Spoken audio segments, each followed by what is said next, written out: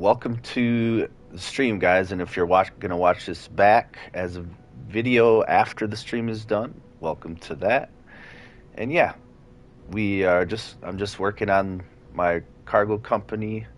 Um, we're flying the 172 Skyhawk.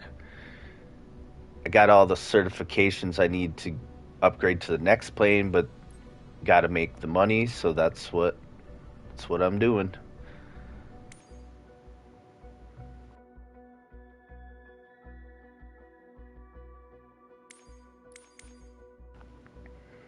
I believe I have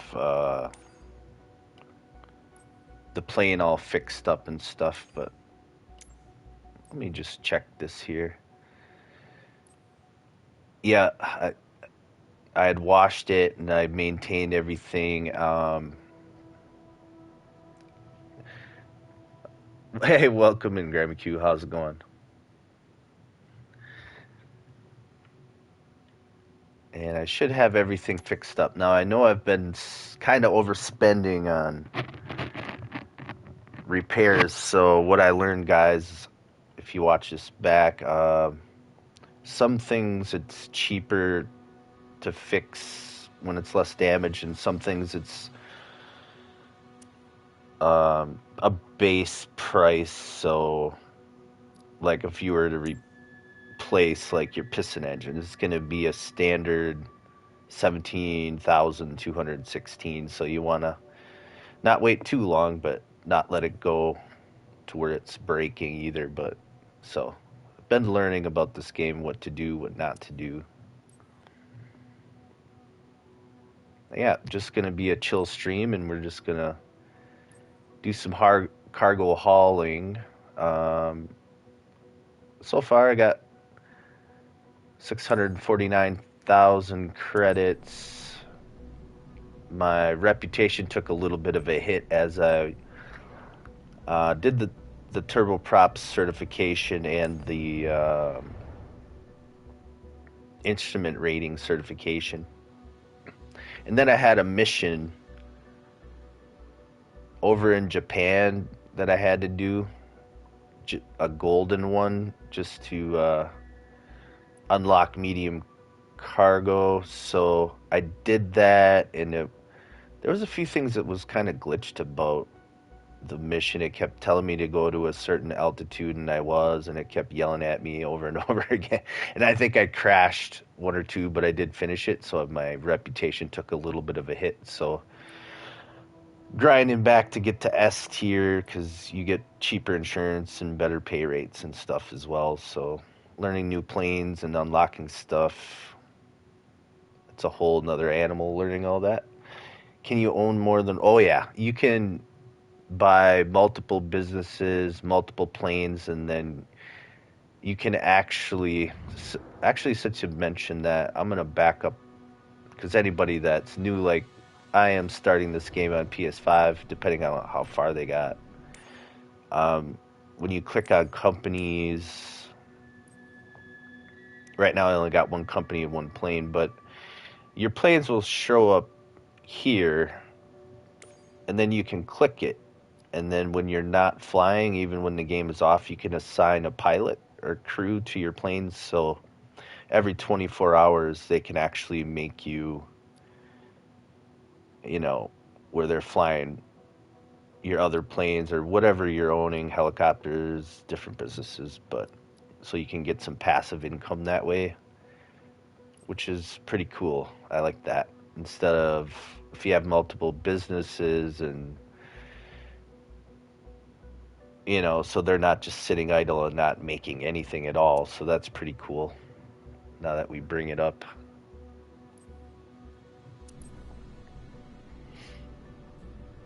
Hey, Captain Tanya, welcome in. What's up?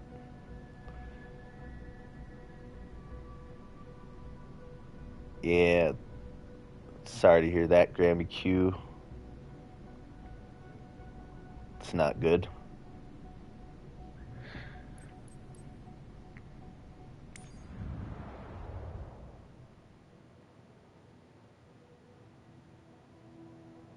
Okay, so My plane is currently over here, so whatever job I take cost me a little bit of transporting fees. So I'm just going to see what we got. This is actually pretty good. 69,230. It's close, and there's 0 knots wind, which is huge. Let's see. Let's check out the briefing on this. This looks like right on the possible border to Wisconsin and Illinois. Looks like transferring to the south end of Lake Michigan there.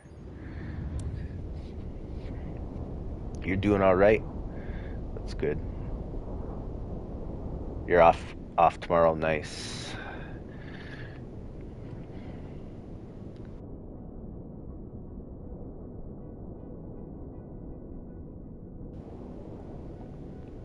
So it's kind of loading up, and I like how it zooms in after it loads up, and it like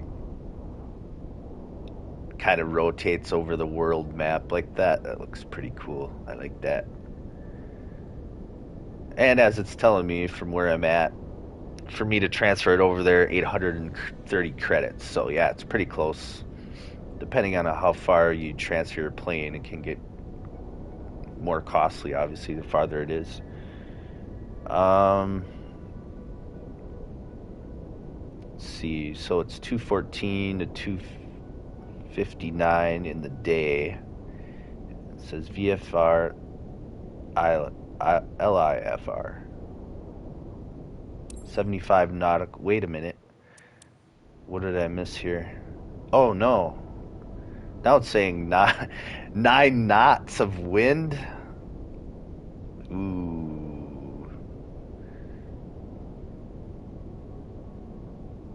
I think, what was it? Knots is like 1.15 miles per hour, so knots is actually faster than miles per hour. That's kind of a lot of wind, which can cause a crash, which can in the end cost you a lot of money. Maybe I can find one with less wind.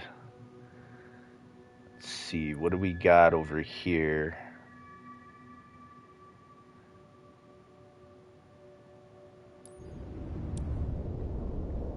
They should have designed it so you could start a mission from wherever you land.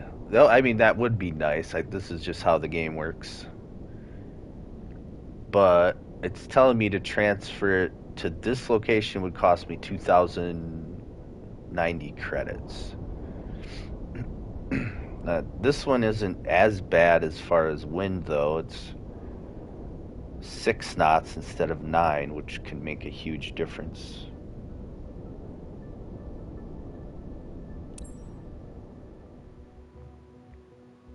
I'm gonna try this one.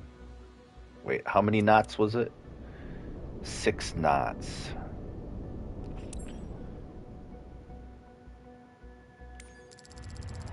That's still kind of a lot from what I'm used to. I mean, I've been doing really good with landings, but on like 3 or 4 knots of wind. So when it's blowing your plane sideways and you're trying to hold your rudder off to the one side and land your plane straight, it's a whole new ball game. So, okay, I'm gonna go to manage aircraft up there. Check my fuel here, because now I can hit R1, go to fuel and payload. Then I can fuel up the plane before we get underway. So I just hit up on my right, or manage fuel with X, and then up on the right joystick, fill the tank, and it tells me if I do that, I'll be at 2,244 pounds, and my max weight is 2,558. So I'll be fine with a full tank of fuel. Not going to be too heavy. So let's fill it up. 848 credits. Top off the fuel and head on out.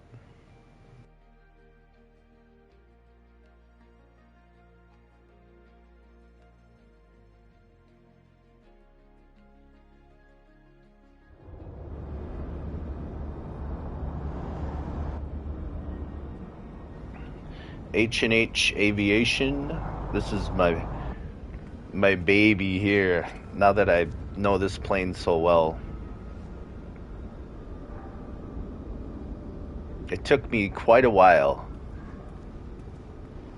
to get used to this plane, just from everything from what speed you can drop your first degrees of flaps at, which for this plane is 87 knots. So with me dropping those flaps to 10 degrees at 87 knots before I descend on the final to the runway has made all the difference in the world.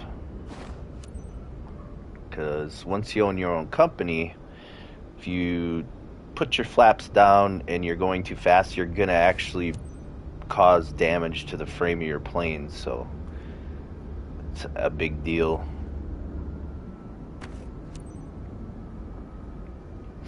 Then also, it does cost credits to actually have a mechanic run a diagnostic. It's like over 3,500 credits just to know like what everything's doing. So to save yourself some money, if you know most of it's good, let's say you had a rough landing and you're not sure what your damage was, you can just check everything by eyesight here.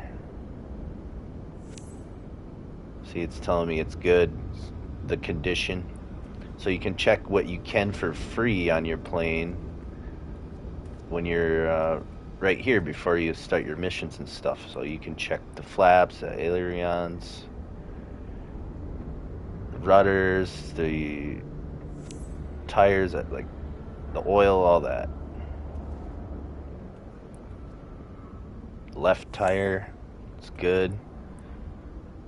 The left strut, it's good.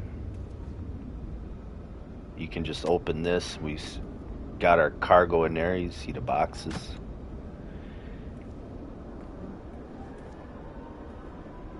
See, I can check the left flap. Oh, this one. Okay, these you just look at. These you can move up and down to check it. That's why I jerked my joystick. I thought I had to. So you just move it all the way up, all the way down. And then boom, gives me the condition, which is excellent. Examine the rudder, that's good.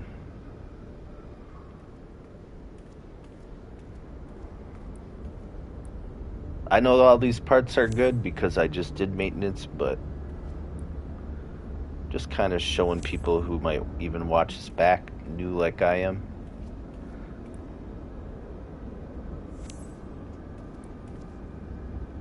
This one you gotta grab and move it up and down. It's looking good. And one more thing I can do is open the oil cover. Check the oil gauge, which is perfect.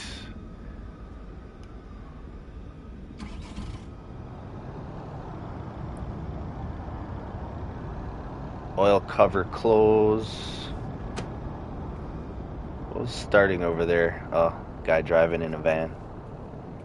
And that's pretty much it. Everything's checked that I can by hand here. And you can push L1 and circle to just teleport into the plane. I like to actually go to the door and open it. It's cooler. And yeah, let's get this thing started.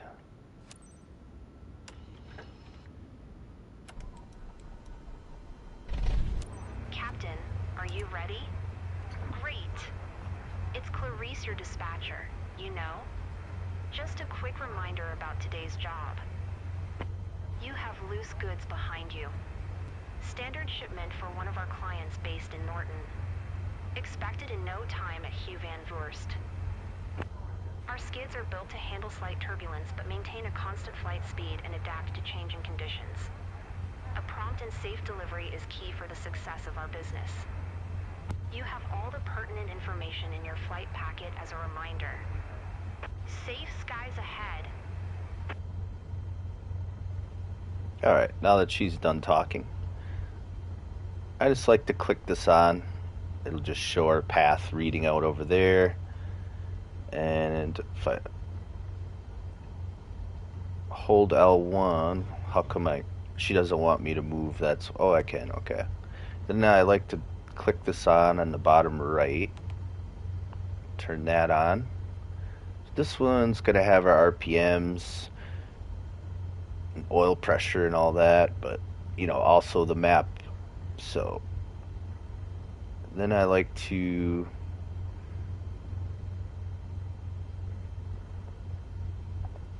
have this altitude select. With this plane, usually about 2400 if I end up holding that.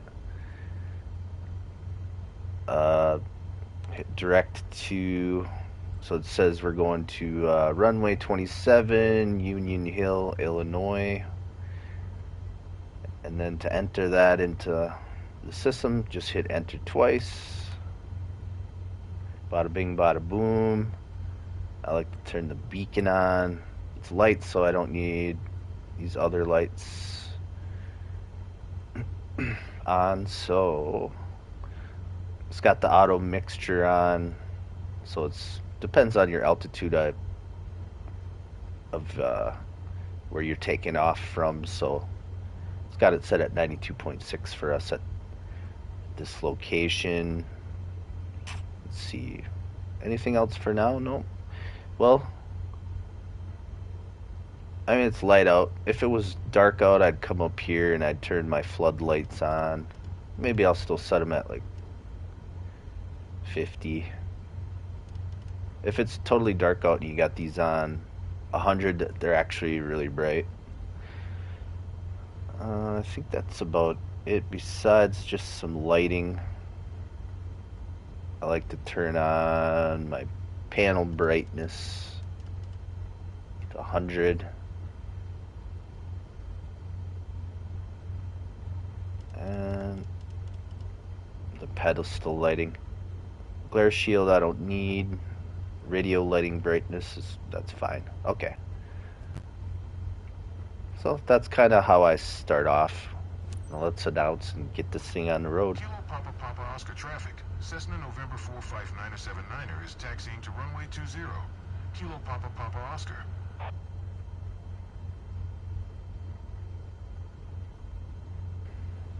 Alright, release the parking brake. We're ready to get this thing going. Let's see. The hold short's just over there.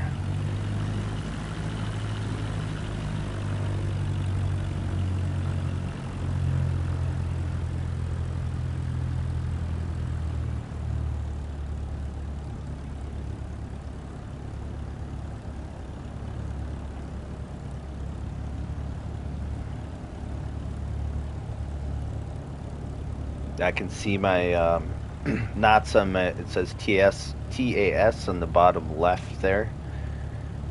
So this runway, I think you don't want to go over 25 or you get penalized, but start slowing it down.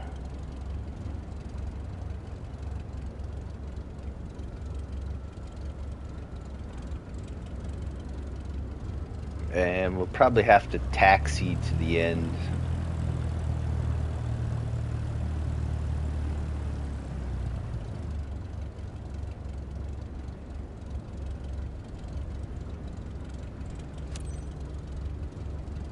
Announce takeoff. Papa Oscar traffic. Cessna November 45979er.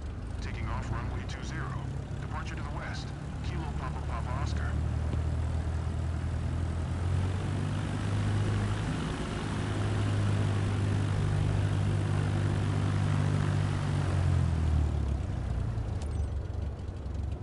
Yep, I'm gonna have to taxi to the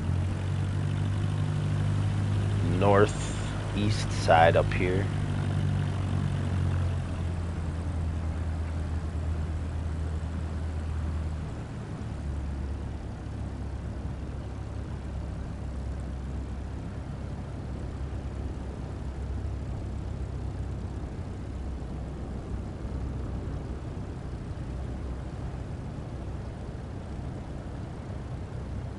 Yep, just definitely gonna be a chill stream. We're just gonna haul some cargo,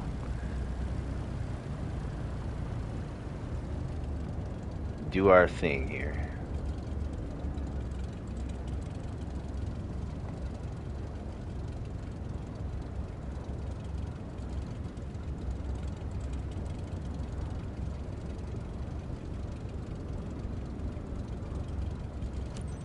Throttle all the way off, slow down, make a little U-turn, and we are off.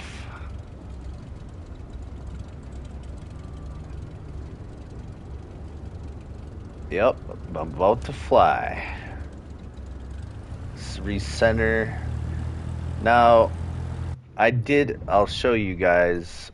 For a little bit, I had all the, just on my settings with these assistances. The auto rudder, the assisted yoke, and the AI auto trim. I turned all of these off, but then I ended up turning the auto rudder on because when it's really super windy, trying to use only L2 and R2, where I can kind of use a combination with my left joystick and L2 and R2 with the auto rudder on, it just seems more controllable for me. So that's what I set that back when I think it was another video. I said I had them all off, but then once things got real and they started giving me these really windy runways, and I was trying to land like the Caravan for the first time, it got very, very difficult. So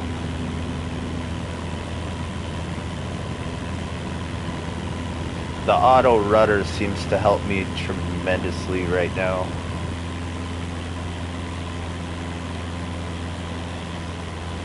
And yeah, we're in the air, heading. Where was it? It was like southwest of Chicago area to the southern tip of Lake Michigan is where we're heading. Might reconsider even getting bigger planes. Oh, I missed some chat. Hold on. Once I get on my flight path here, I can go into chill mode. We'll go to Hugh Van Voorst? I don't know how to pronounce all these places. Let's see. Oh, you said you turned them all off. It had the best flights. Yeah, just as long as I got the auto rudder on right now. I mean, I can fly with the auto rudder off, but like I was saying, when it's super windy and you're flying other planes that you're not used to, it gets much more challenging. But yeah, Tanya and Graham Q are hanging out.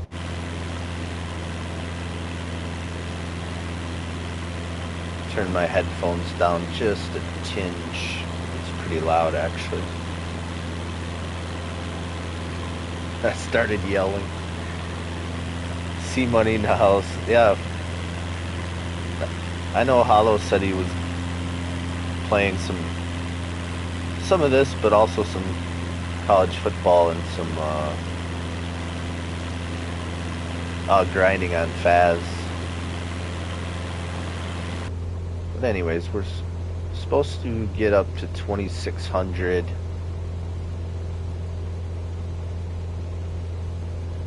Even though if you look at the flight path, is, you know, it says I'm good, but for some reason they always have you climb higher than, oh, there we go. I guess in this case it was like the top of the flight path, but you can go get, yeah, just let them chill. I'm just chilling. It's just a chill stream. So now I'm gonna adjust my heading knobs. So heading's gonna be at 252. I can see that in the upper left corner there under CRS. So you can scroll left or right, so you don't have to go all the way up, but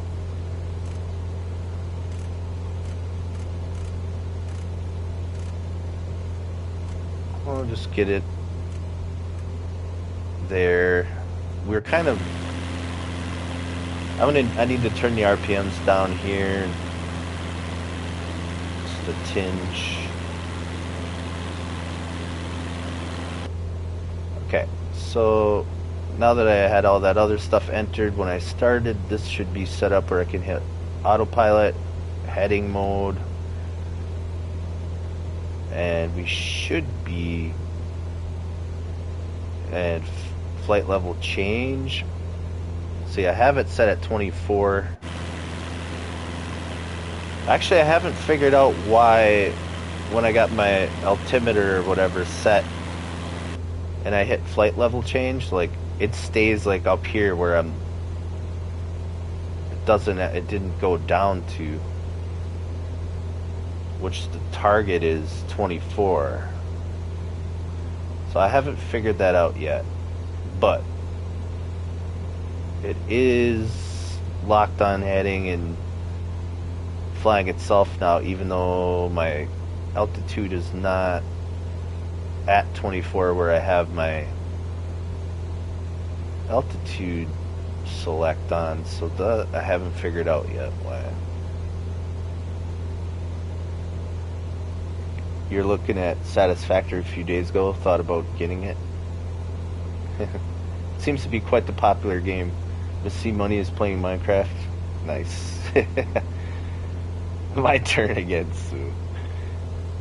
Time to get one more PS5, huh? Can screen share and sell you on it. I'm sure you would.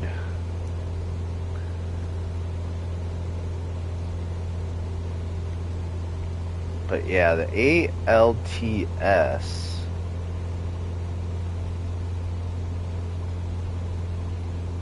It's showing me I have it selected here, 2400. Just trying to figure out why this doesn't go to where my altitude is at. Autopilot is on, heading is on, got my heading set. Flight level change mode is on. That's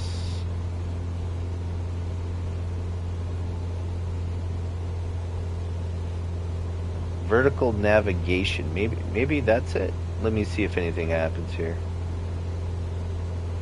No, that's not it.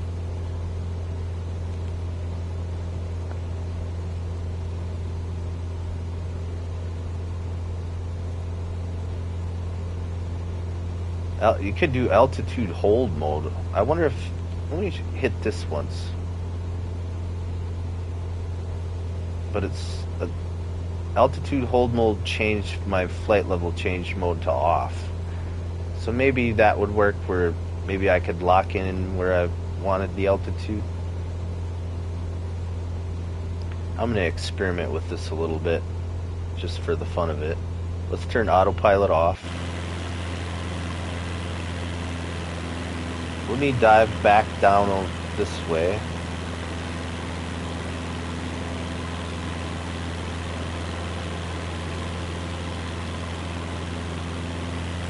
And I dove down quite a bit, so you can see on the left there's a max speed you don't want to exceed, and it's like 160 plus knots, but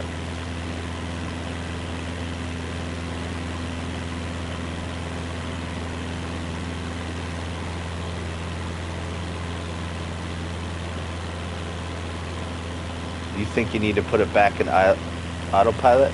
Yeah, I want to try this altitude hold mode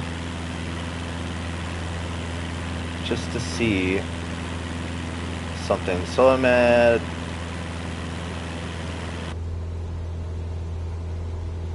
slightly going down. I'm at 2600. Going down a little bit. 2600. Let's see, altitude hold mode. Let's see if it holds it.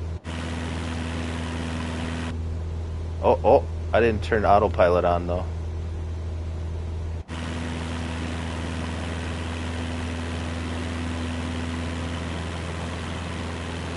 See, it's automatically adjusting the trim there.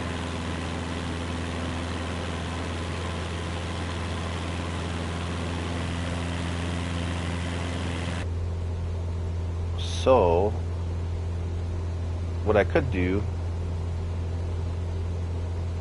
is just get it kind of where I want it, hit altitude hold mode with the autopilot and the heading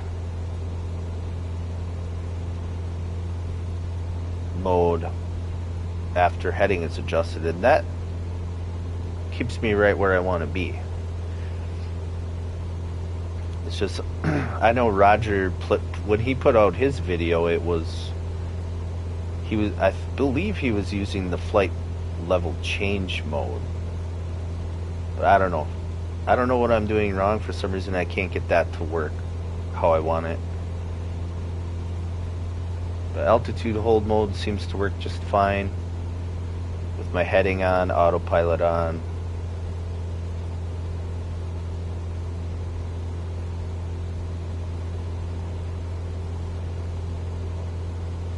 Little turbulence.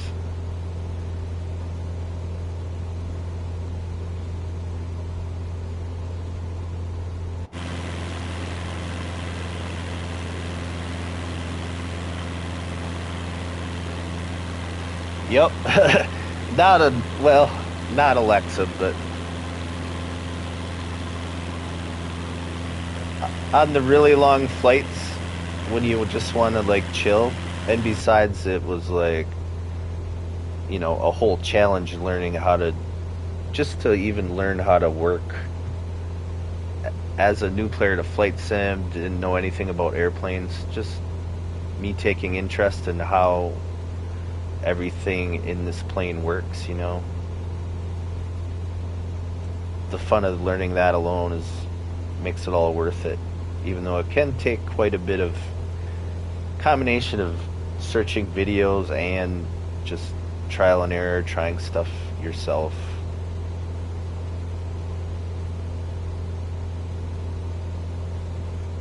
Yeah, I won't say that.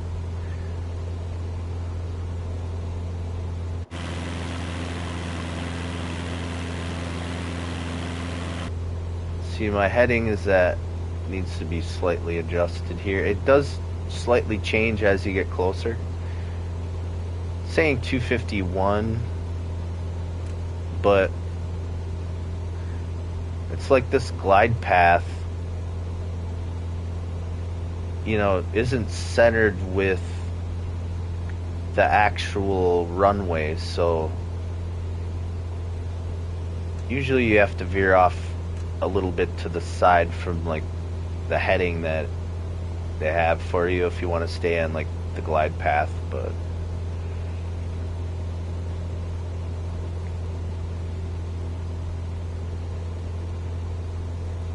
and as we're coming back over to the right, yeah, so we'll just leave it at like 253, leave it alone, just chill, enjoy the view. My new phone has Gemini. I have to ask to power off my phone. You can't turn it off. See that? That's what I don't want. That's too much control.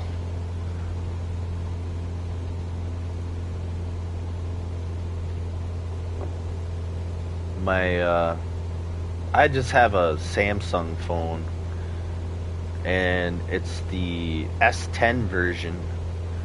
My son had bought a newer version, and he said he actually liked because his S10 got smashed in his pocket when he was working, but so he bought a newer one, and then he didn't like it at all because it like didn't actually have a auxiliary jack in it, and he had to like buy like this weird adapter, and I don't know. Like if my S10 needs to be replaced, I think I'm just gonna get another S10. It does everything I want. I know the phone. It's not like overcomplicate things. It works. It works. The A16.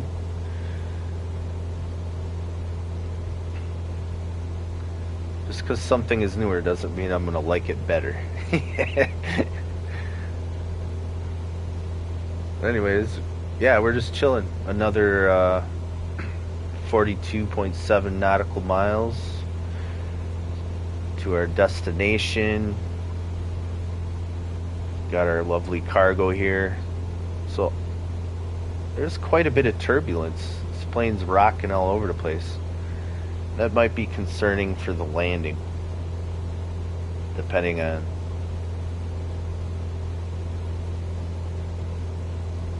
the runway and all that.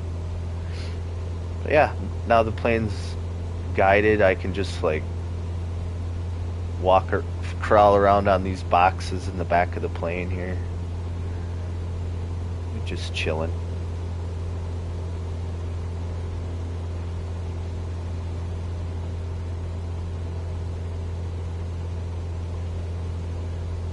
I can just hit R3 to get to my original spot, lock it in. Have you guys done any flyover? This doesn't feel safe. I did do a few free flights, like a week or so ago, whatever it was. I actually found my house and like where I work and like flew over the like my home stomping grounds. And then today I was just trying to learn. I put that all on Discord, trying to learn the next plane I'm gonna have to buy, which is a bigger plane with even more controls and stuff to learn about it, and some different functions. It works differently than this one. So I just went to free flight and I practiced a couple landings with it.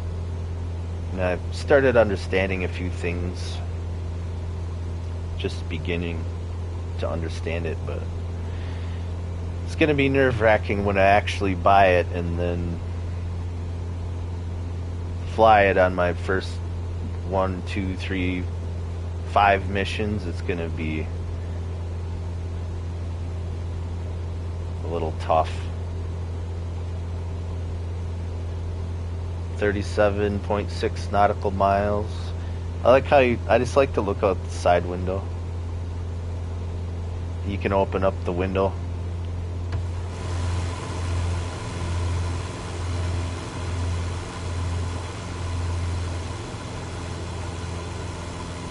I can even see my target on the kind of on the right side of the screen there.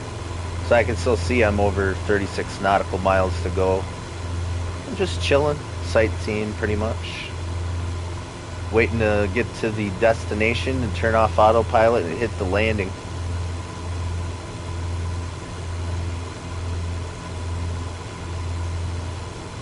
Trust Honda's flying enough to leave it home. See how quiet that is once it's all sealed up. Yeah, I actually ended up buying a plane, but then it wasn't really, it was a bush plane, but it was a turboprop.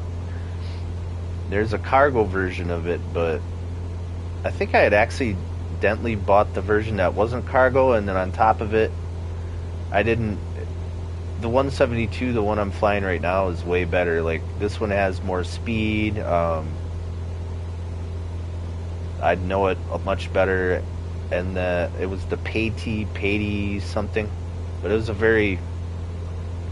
I mean, you can do stunts with that plane because it's like you can just climb and climb and climb, and it's not going to stall out on you. But it didn't have as much top speed as the 172, and it didn't have like all the. It had less computer system. Like, I couldn't even get like the things I do on this computer system on that one,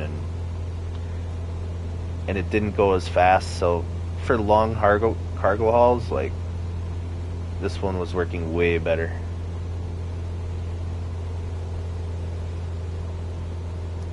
I can put the sun visor down if I want, which I never really use too much, but it's there.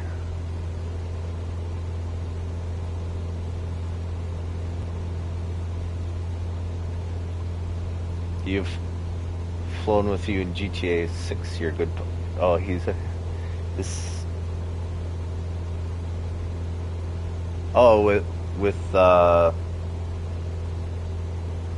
Curtis, yeah. Well, flying on GTA is a whole nother animal than this game, that's for sure. They simplify everything.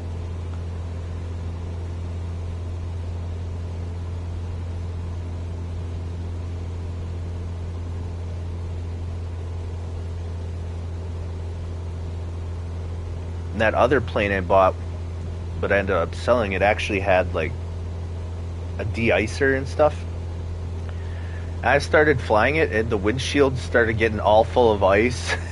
I didn't know what I was doing. I was like panicking, looking at all the buttons. There was like a de-icer, there was a cabin temperature control, and I had to turn it all up, and then eventually it melted the ice off the windshield. Like, yeah, so if you hop into a new plane that you never flown before, each plane is very, very different and takes quite a few hours to master it. Curtis saved you when you had a big chase, big plane in the game. I'm thinking I should do a video to show y'all.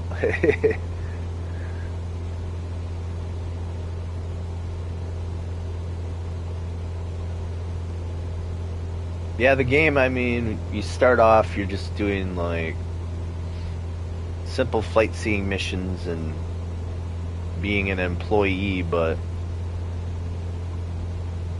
once you actually buy your own company and start doing like all the maintenance on the plane, and you're trying not to crash, because if you total it, it's going to cost you a lot of money. It really adds, I don't know, such a good simulation this game is.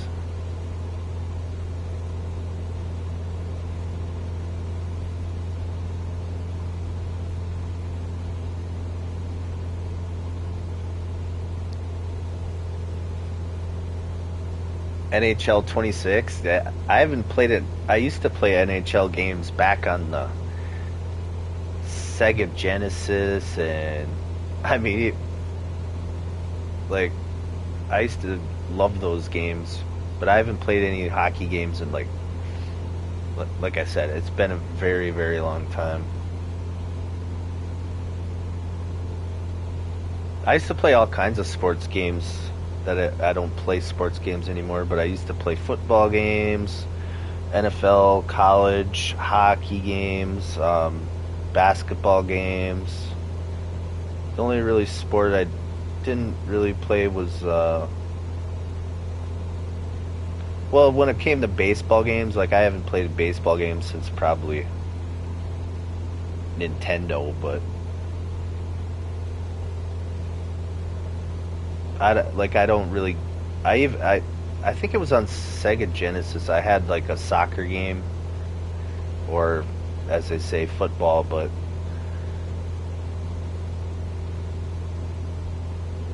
I used to play a lot of sports games.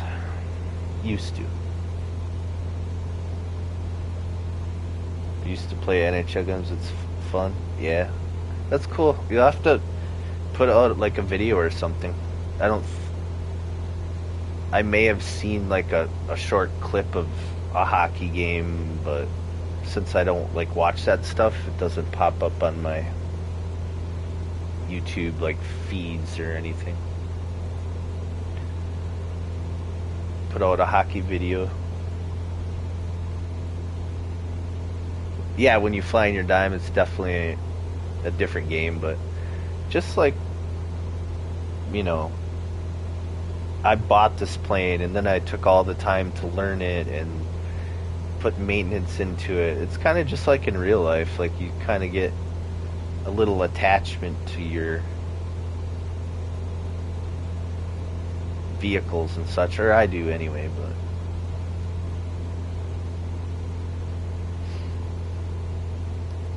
old baseball game, you could trick pitches and hits. It was hilarious. Old baseball game.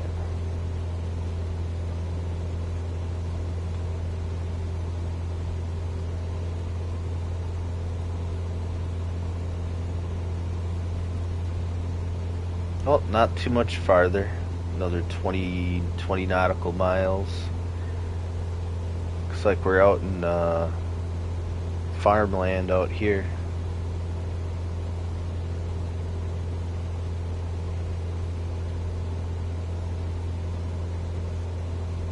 Hugh Van Wurst. Well, it's at the southern tip of Michigan Lake, and I know a lot of Germans migrated to Wisconsin, so it sounds like something they would name, you know, Hugh Van Wurst. Sounds German, so.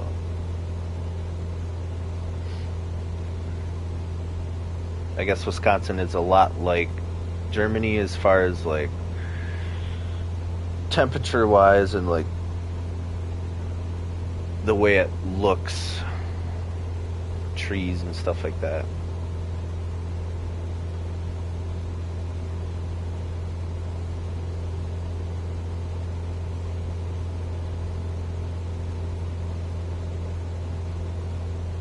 Getting close. Let's turn us over to the left.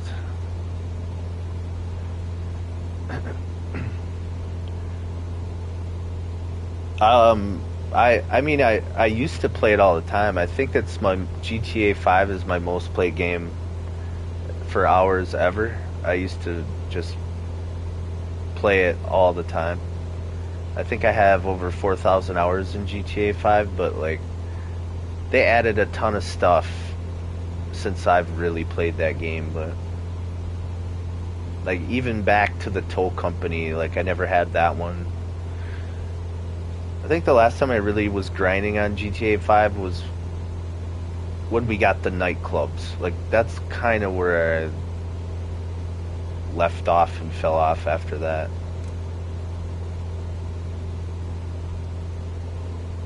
It's a great, I mean, you know, I just feel like they added too much almost to that game.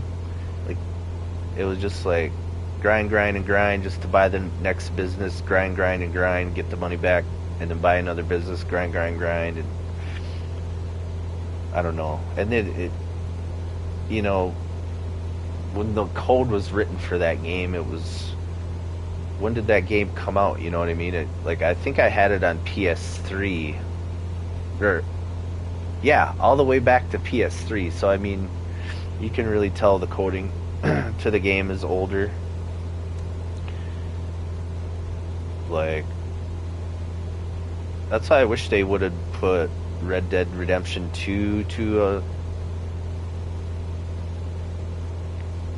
a next gen console, which we never got, because that great game is, you can just tell, like, so much newer than GTA 5, and I just loved Red Dead. But they needed to do something with Red Dead. They needed to get a new gen console version, and then they needed to add a few things like to spice up the game or something.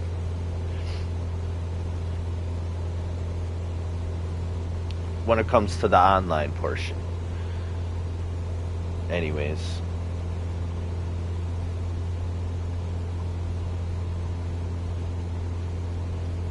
Red Dead Redemption 3, that would be really cool. I know they're all into the GTA like 6 and that's coming out in 2000, but I don't know. I feel like Rockstar, not to go off on a tangent or anything like that, just when they added like the GTA like subscription and like, I don't know. And they lost a lot of original employees. Like I feel like Rockstar isn't really, you know, it's not like the old Rockstar. It's just changed so much with all the like founders and stuff leaving, and just felt like they just got, and then they got bought out by a different company. I can't remember what it was called, and like I don't know, it's just came all about like a little bit too greedy. and a lot of original people that left the company, and it's just not what it used to be. Shark cards, yeah, and all that, you know.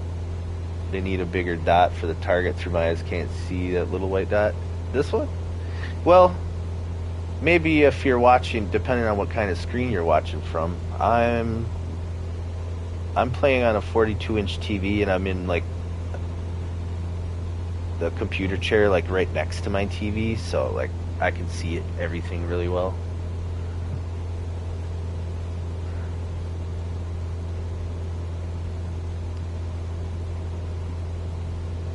Well, we're almost to the destination here. We'll be concentrating on the landing shortly. Only another 8.5. Yeah, if you're on your little phone, yeah, that's definitely going to be hard to see. I think, well, usually have to announce when you get like just under 5 miles.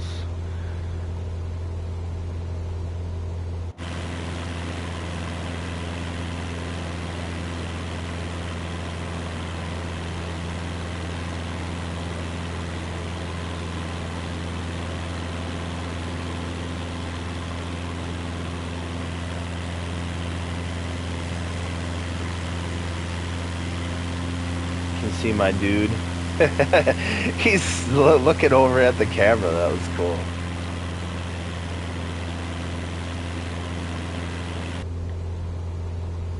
Alright, well, we're going to take control. Turn the autopilot off. Warm up the sticks a little bit.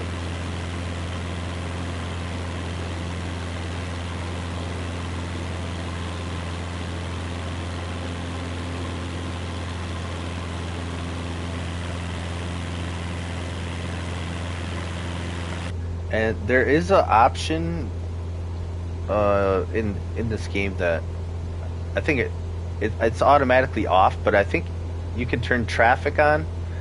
So I'm wondering if you turn that on, is there going to be other planes flying around that you have to like watch out for, and then make sure like you follow the traffic pattern, because as it stands without no other traffic, you don't have to follow the traffic pattern once you get to the airport. Like I usually take the shortest route.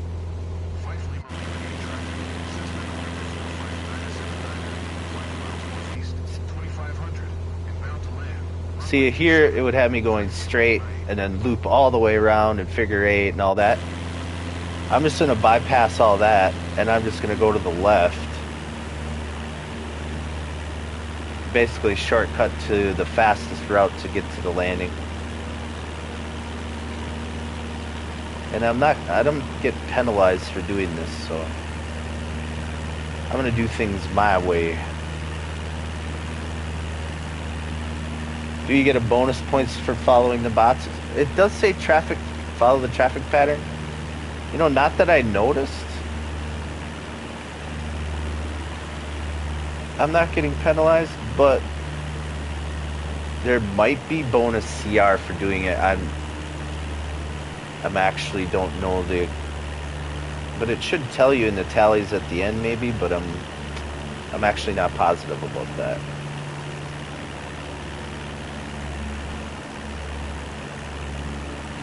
Yes, traffic is planes, yep. Just means there's other air traffic. So right now I need to get my speed to 87 knots so I can engage flaps to 10 degrees without wrecking my plane.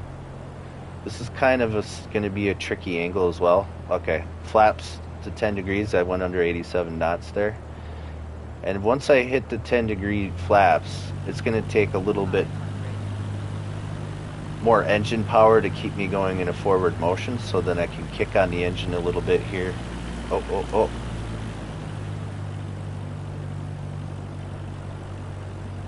Okay, so I just need to hit an announcement and line up the runway. Let's see, 77 knots. I can turn it up a little bit because we're very low.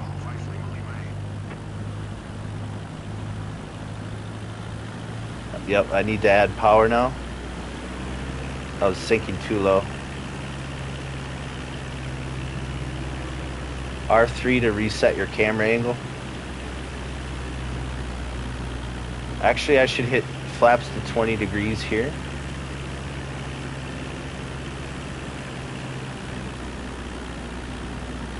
I'm at 70 some knots. Cut the engine down. I came in a little fast.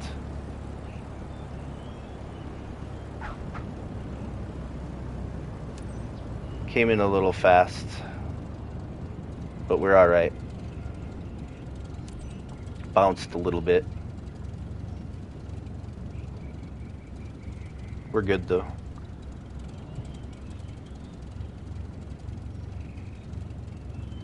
Yeah, other planes in the airport. Yeah, it would be cool. I'm thinking about, let's see, now that I've landed. So if I go to settings, where was it? Or is that only for online? Can't remember. Traffic, real-time online.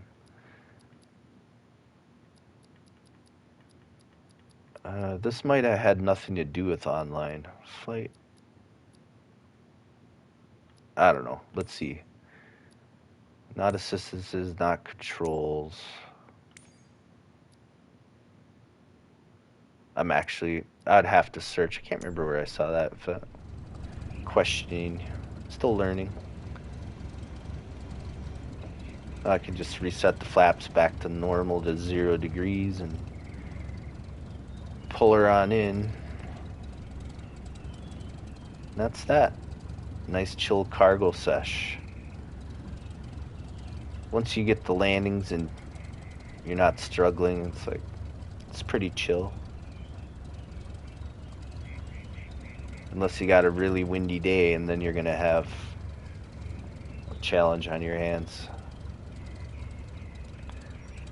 Yeah, it was pretty decent. It was a little fast and it hit a little bit hard. There might have been a slight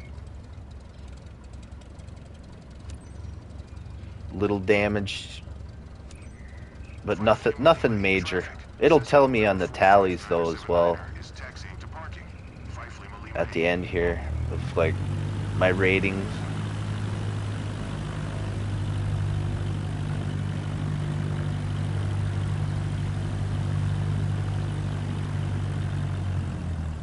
Turn the engine down, you'll coast for a while. Hit the brakes.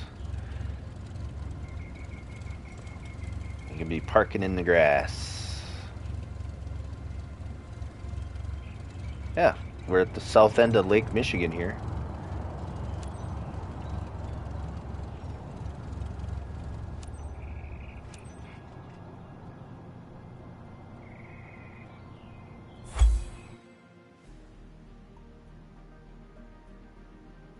Building my reputation back up to S tier since I took those caravan missions that I had to do and crashed, and it devastated my rating. There we go. Getting it back up to S tier.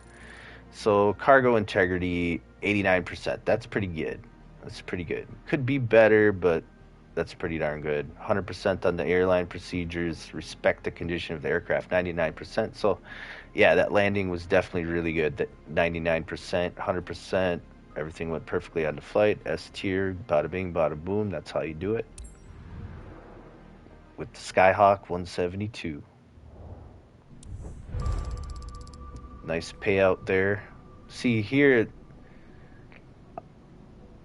See if I getting my rating back up to S tier, you get what's called a reputation bonus. So right now, because I was trying to get back into S, it's you get more if you're on, the higher the ranking, and cheaper insurance as well, which makes sense since, if you're less of a risk to the insurance company, you're not going to pay as much either.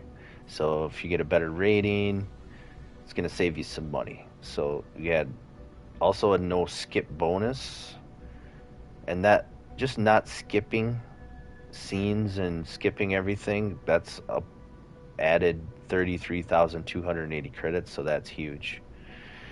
So there's the tally. and I'm almost back up to S tier after doing those caravan missions that I had to do, not knowing that plane. Because right now, at A rating reputation, I'm getting a 10% bonus for each mission and 15% reputation discount. So once I get it back up to S tier, though the mission reward and the insurance, you get boosted discounts and stuff like that.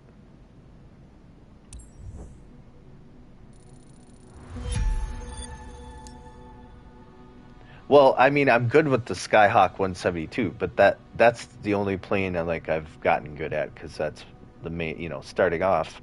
Whether you're gonna do skydiving or cargo, and even I didn't even look into flight scene because I guess the pay isn't quite as worth it. So, um, but with the skydiving and the cargo, either way, you start off in a Skyhawk 172, and the next plane is going to be the Caravan. So whether you're going to be doing skydiving or cargo, I mean, those are two main planes you're just going to have to learn.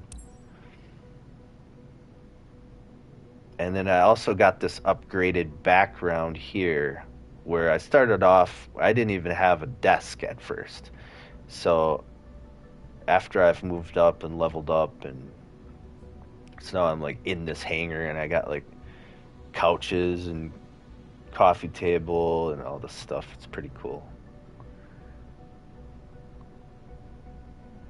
Yeah, that was a really good score. I thought I thought I bounced a little hard. I was thinking it was going to be like a 85%, but it turned out to be a 99. So it's just you can feel it, the controller vibrate when you hit that landing. So it makes it feel like more jarring than it's hard to judge.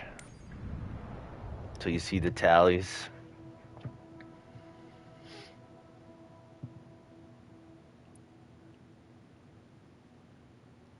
And then yeah. So if I'm on my company here, if I click on my company here, go to all companies, H&H Aviation, and click on it.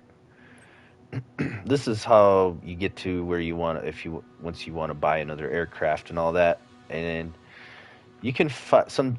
I think it's random because when I go to buy aircraft and go to used, it'll be like a group of planes will be in there, and then the next time it'll be totally different. So I think you kind of gotta wait for one that's like in good condition and the one plane you're looking for. If you're trying to get a deal on it, you gotta kind of keep checking the used planes. Anyways, so here I can click on my one plane I have right now. So like I can still assign a pilot when I'm not flying it, so when I'm offline. So anyways, this is where I manage it. And then I know the condition is good enough because I did a lot of maintenance, but because once you want to actually have them do the technician do the diagnostics, it costs 3,559 credits just to have them run a diagnostic and like check everything over, where you can click on it and then actually see what's going on with it. Because here it's grayed out. Because once you pay for that and then fly a mission, like it'll all be grayed out. So you just gotta kind of trust, how long you can leave it before you're gonna like run the diagnostic. So a balance of not overdoing it and wasting your credits to not letting it go too far.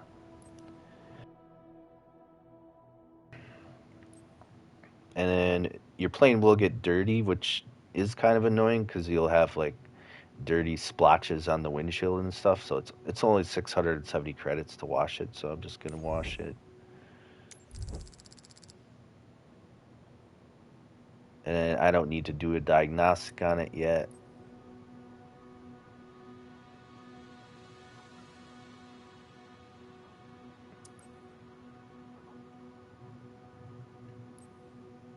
LJS noticed that heavy and super heavy cargo haven't been added to the game yet. Yeah, actually, now that you say that,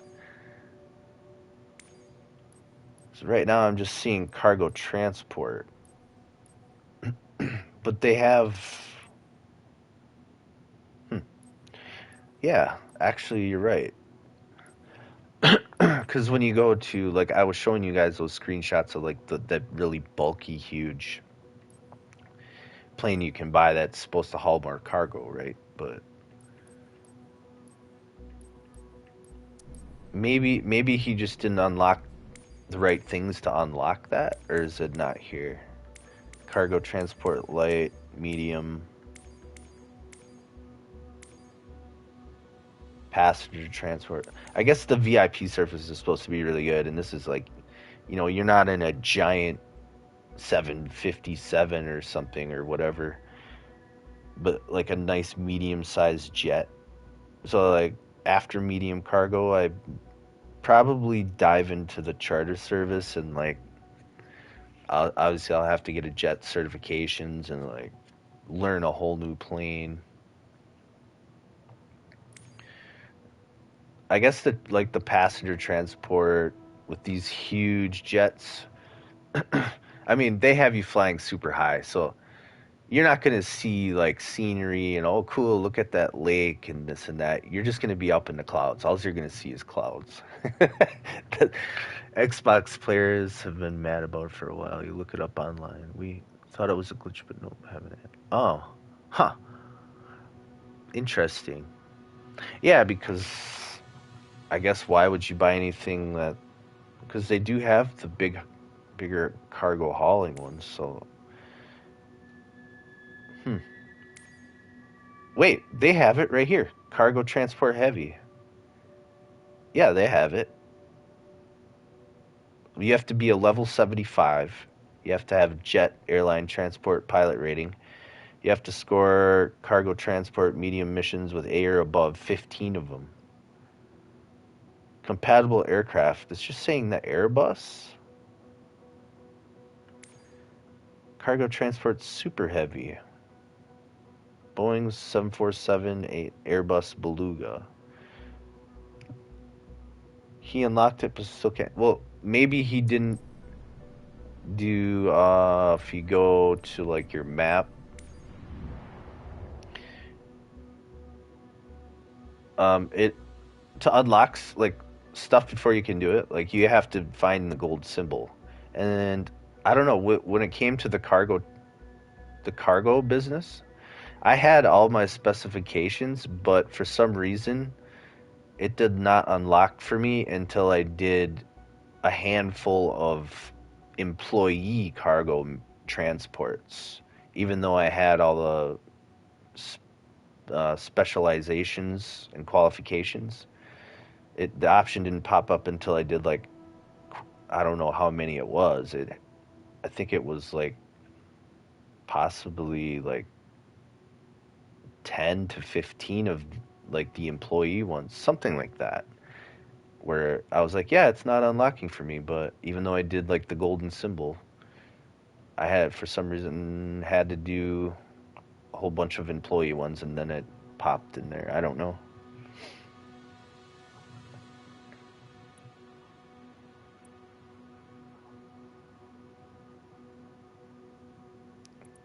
I think I'm gonna see. I'm down here right now. Where is this? Kanaki. Can Kankakee. Well, Wisconsin ends like somewhere around here, so it's definitely Illinois. But need to decide on a spot I'm gonna hit. Well, I do have a decent amount of jobs all around me, but like so these 45-minute jobs. Yeah, gotta walk before you could run exactly. Um, like it'll be a 45-minute job, but some that they still vary in pay, so it'll be anywhere from like 50,000, 50 some thousand to over 70,000, and it'll be both 45 minutes long, but you have to look to see how bad the wind is, how far away it is, how much it's going to cost you to transport it there, so forth. Like this one's for 45 minute, like over 60,000. That's pretty good. Oh, this one's so yeah, the 45 minute 69,230. Like that's pretty good pay. And then you can check the briefing because if the wind is blowing super fast, yeah, this one I don't think I would take it. It's got, if you look on the mission schedule, it's 9 knots of wind. That's that's for a challenging landing on your hands right there. 9 knots. The wind is really whipping.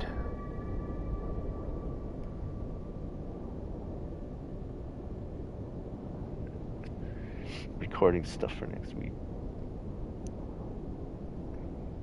Yeah, as far as me, like with YouTube and next week, I'm not sure. I haven't recorded or done anything. I just kind of felt like, I don't know. I had a stressful week and I just, yeah, I couldn't hit the grindstone like I normally could. So I might not have that much coming out this week.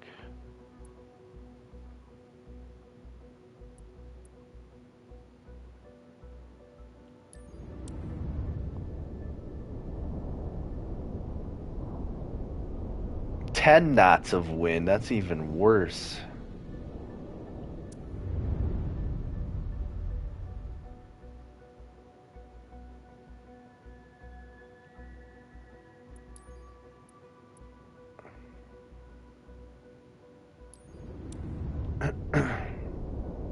Eight knots. I feel like they're throwing at me like more challenging missions now. Like first it was like, yeah, 3 or 4 knots of wind, and that was like the worst. And now it's like 8 knots, 9 knots. Like, how much are they gonna increase these winds on me?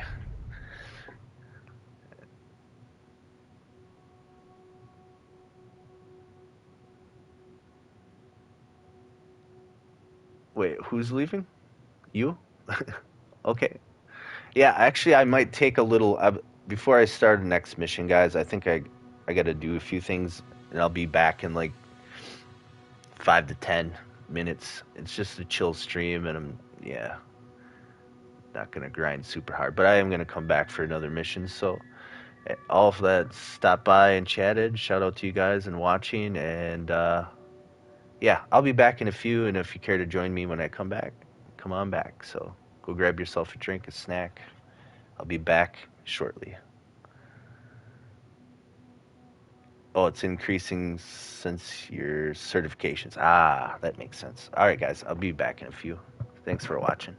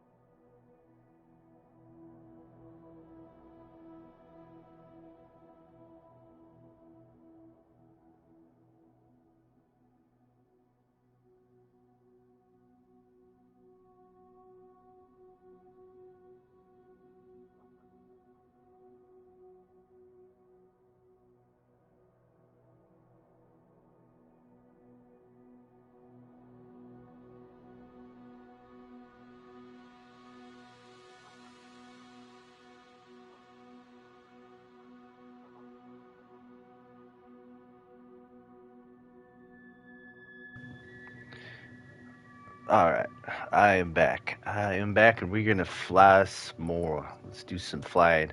Well, just gotta decide on a mission here. Let's check this one out. It's a little far away, but it's in Michigan.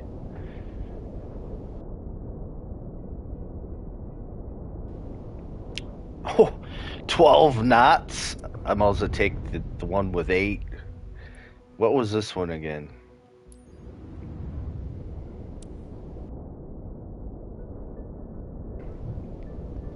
Nine knots. Well, you know what? I'm just gonna take it. Hope for the best. Need to practice in the wind, I guess.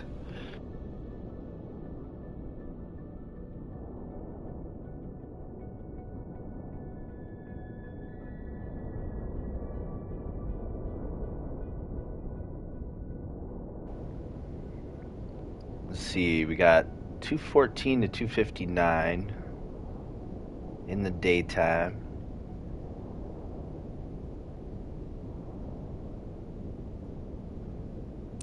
Only 550 CR to transport there.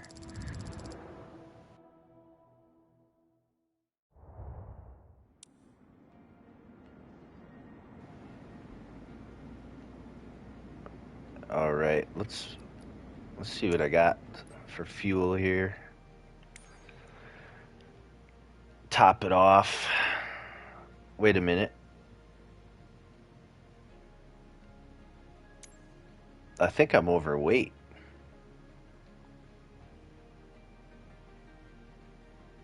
Yep. Actually, with this load, I got to cut the fuel down. Actually, I've never had to do that before. 2558.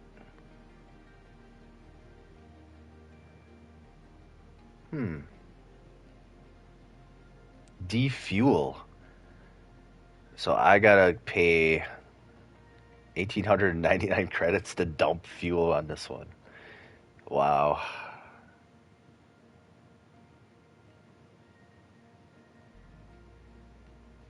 Aircraft mass. I guess. Oh, I can sell it. Okay, so I get the money back. Cool.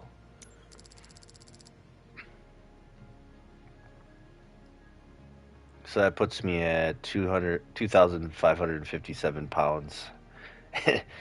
It says slash 2,558 pounds.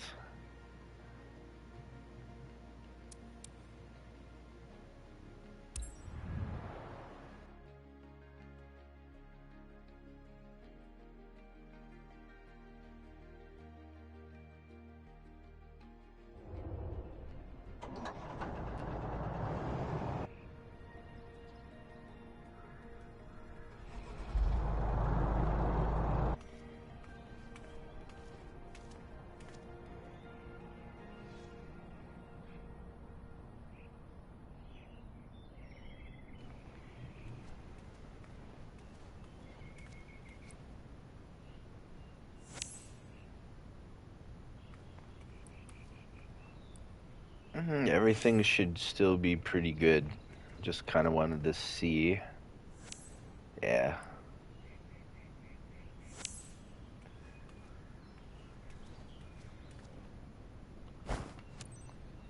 Looks like, I mean, it's a little windy, but nice day out, though, otherwise.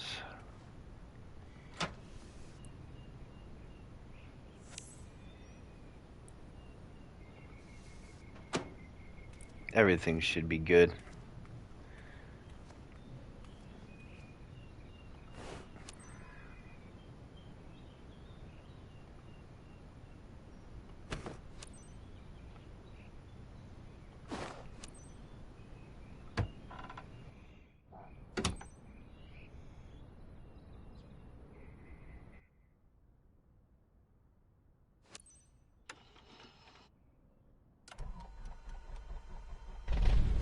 Captain, are you ready? Great. It's Clarice, your dispatcher, you know? Just a quick reminder about today's job. You're carrying bulk cargo on this flight. Standard shipment for our partner based in Griffith, but super time critical. You must reach Griffith Merrillville ASAP. The sensitive cargo containers have high tolerance with turbulence, but make sure you keep the delivery smooth and on time. All relevant information is in your flight packet, which is uploaded on your map as a reference. Have a safe flight.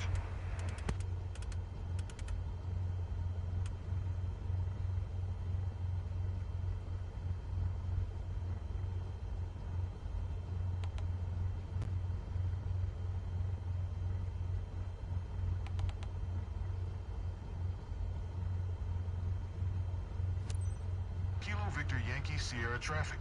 Cessna November 45979er is taxiing to runway 25. Kilo Victor Yankee Sierra.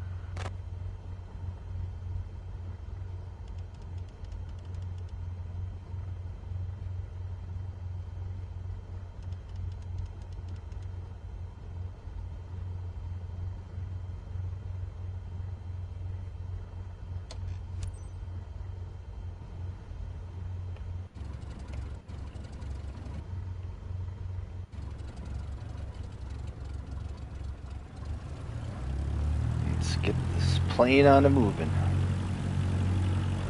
A little concerned about the wind, but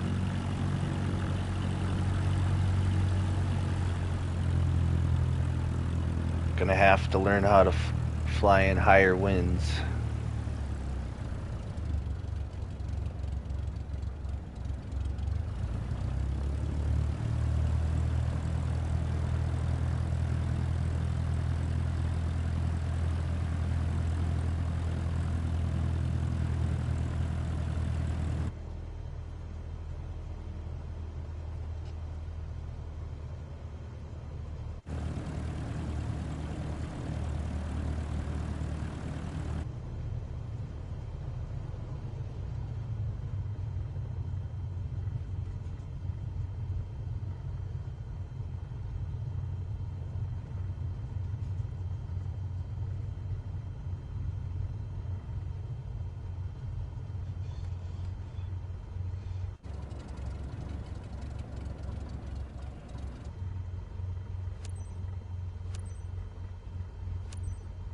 Kilo Victor Yankee Sierra traffic.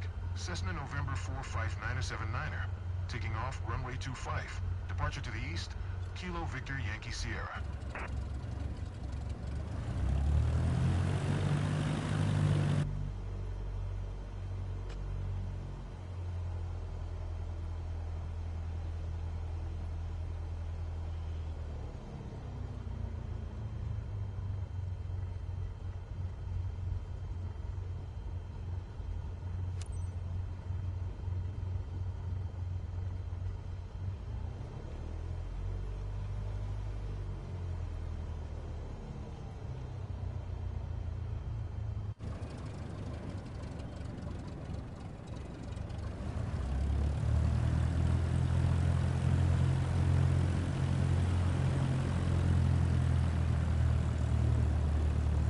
Taxi down to the end and get the show on the road.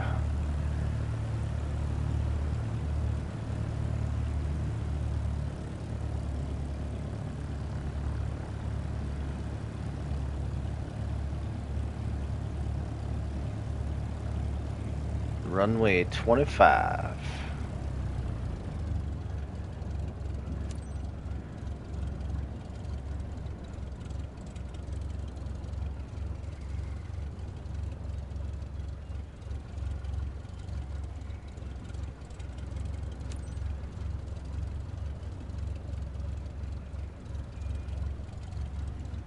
All right, let's hit it.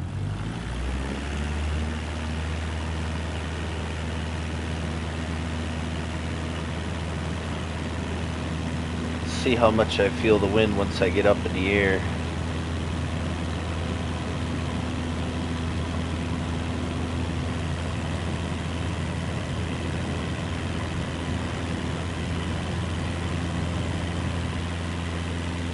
It doesn't feel too bad right now.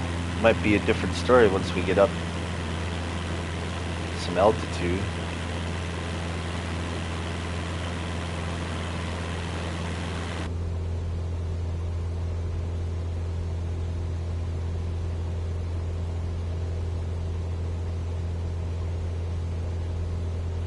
Yo, what's up, Hollow? H&H Cargo. We be chilling. Chill stream, man. Just I did one mission so far, took a little short break, and I'm back at it.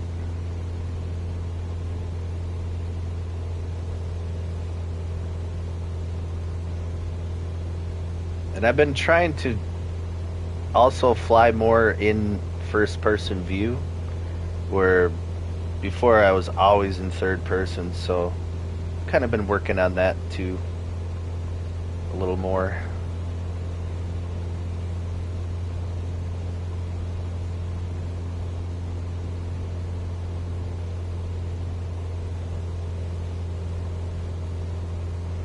Oh, sun's pretty bright on that angle, but we're going to be turning away from it.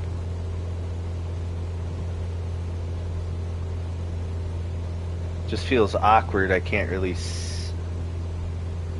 see as well like in my third person view. Just gotta trust. There's our path. Swung a little wide, but we'll be alright.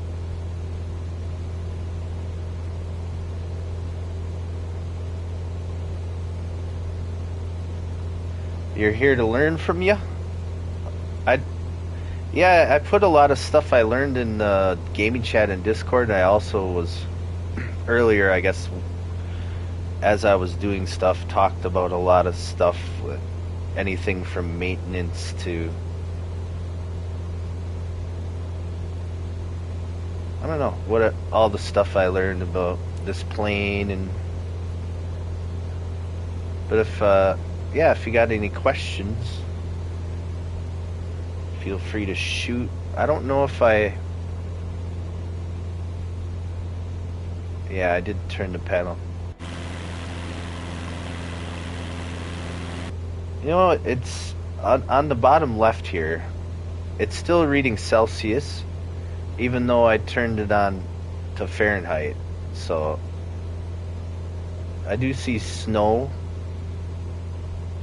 So it's pretty chilly.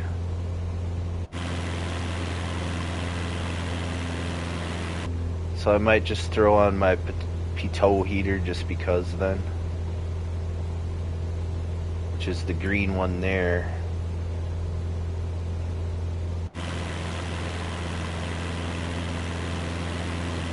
Yeah, you saw that? Yeah, I was talking up a storm about the game. Been so obsessed with this game, like it's taken over. It's just so fun with the whole career mode and building everything up, learning everything. So I'm at 2600. Yeah, I can feel the turbulence. So we're gonna be at like 86 degrees on the heading, roughly. Get it close. Let's push. Altitude hold. Autopilot. Heading on.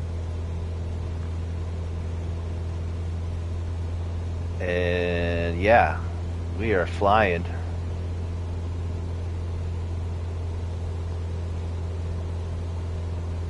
Got 75 nautical miles to go. It's time to enjoy the scenery and chill, haul some cargo.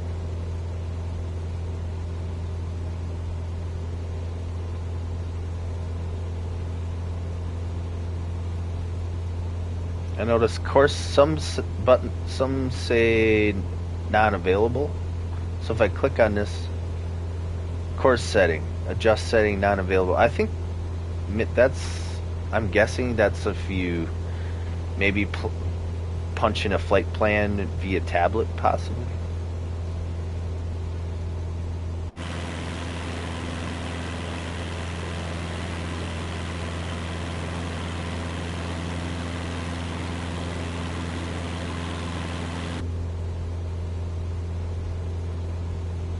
click this to 85. Wait. Yeah. Just steer over to the path a little bit.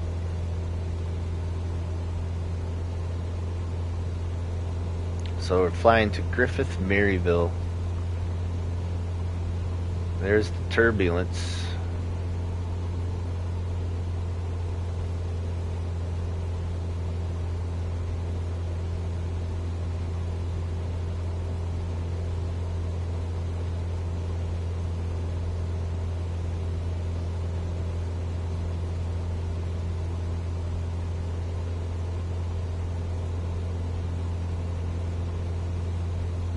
With a heading set at 84, I'll slowly drift over to the glide path here.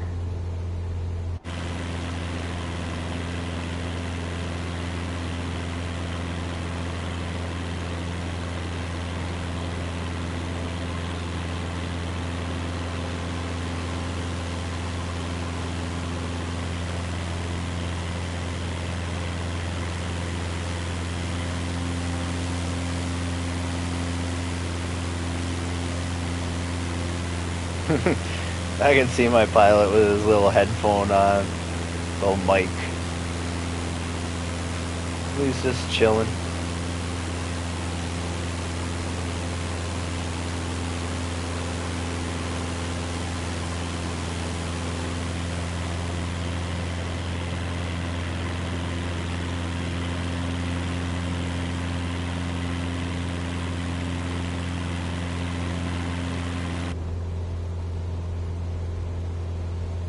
Walk around the plane, stumble over some boxes.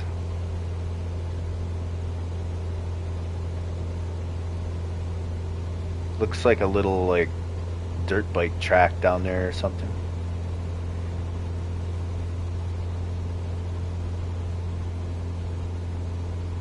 Cool river there, some islands in the middle with like the open in the middle. Pretty cool. Look at that little water thing with a little island on it. Is that neat?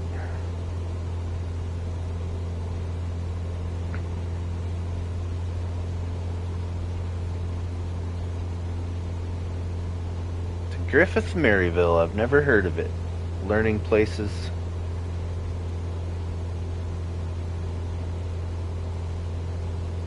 Places I've never been or heard of.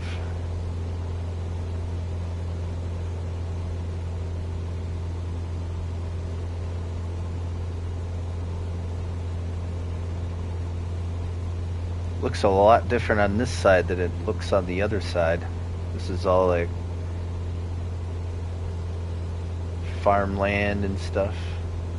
Oh, now we're hitting some city there. Or town.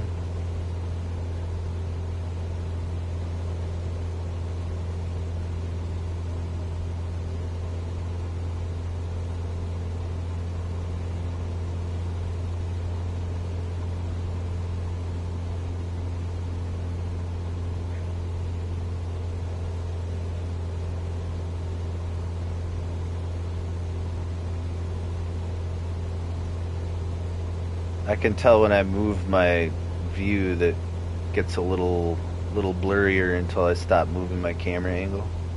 Just a little bit.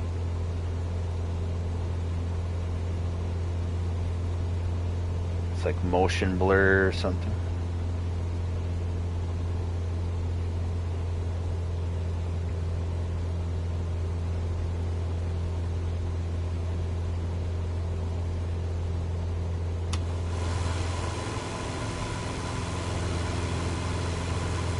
Get a little fresh air.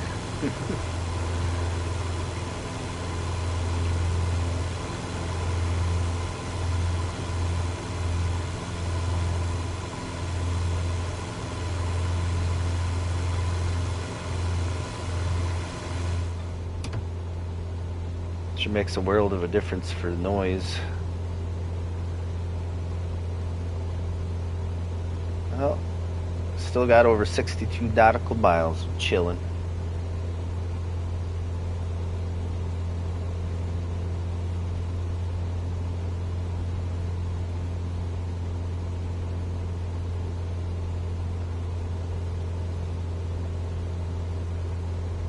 spin recovery. Opposite rudder, forward, elevator, neutralize controls.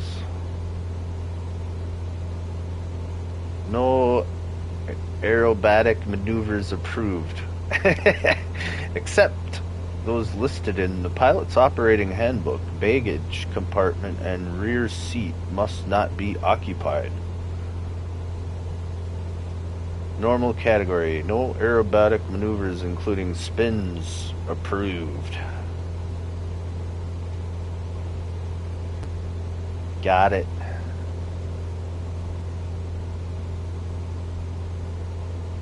Crawl over these boxes. Stuck in the back. Can't move in these boxes. Meanwhile, there's nobody at the helm.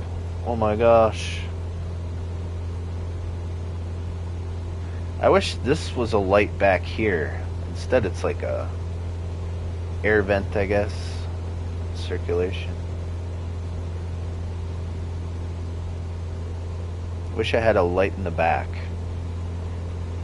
That would look cool on like night missions, and then as you're flying, you look back and you have like a light back there. That would be cool.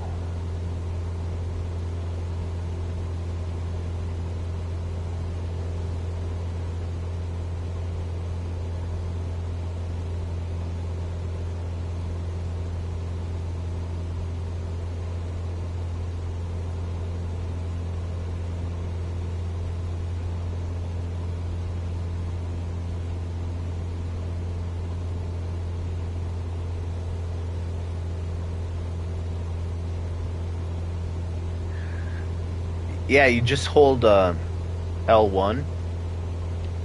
You hold L1 down, and then you move your left joystick and your right joystick to spin.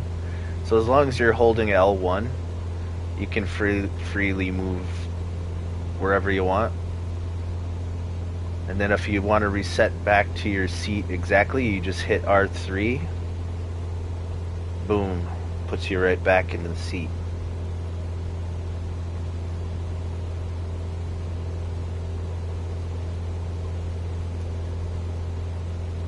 I remember for a while, the whole flight, I'd get it like set, and then like I'm just like testing buttons, walking around. I was like going through stuff on the tablet, trying to figure out like what all this stuff was.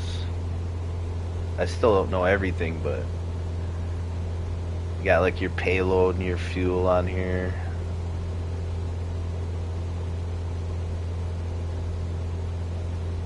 Hitting some turbulence.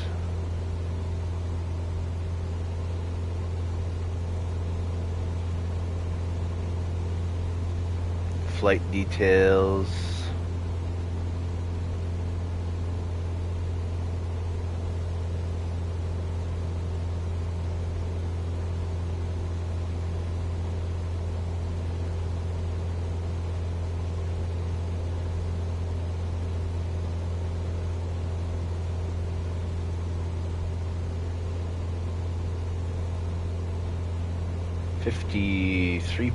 .4.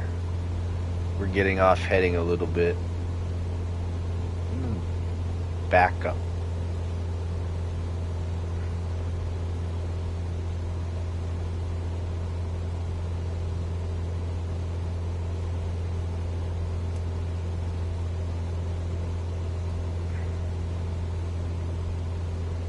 You've been doing 20 to 30 minute missions? Yeah. Like with my level where I'm at on this cargo business, my shortest mission is 45 minutes. And then there's an hour and an hour and a half. So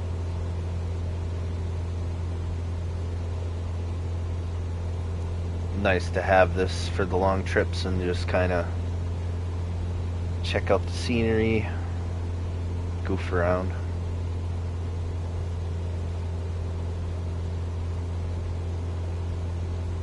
Or if you get bored, just turn off the autopilot and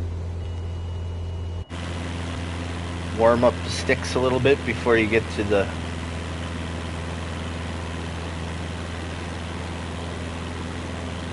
airport.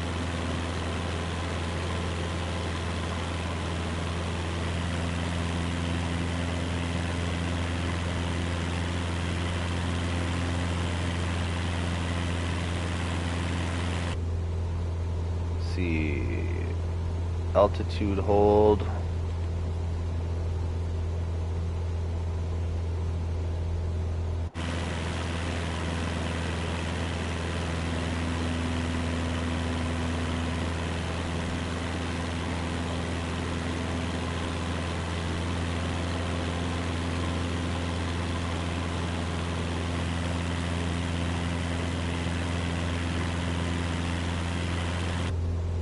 Sure is bouncing up and down a lot.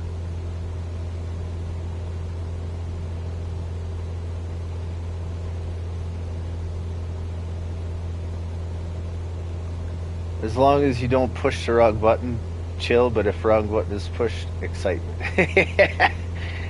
Yeah. I think that happened to me. I might have been like, I don't know if moving the joystick takes it automatically out of autopilot, but I swear that happened to me. I was like crawling around in the back and I like accidentally pushed my left joystick when I let off L1 and then it started rocking the plane. I was like in the tail looking out the window.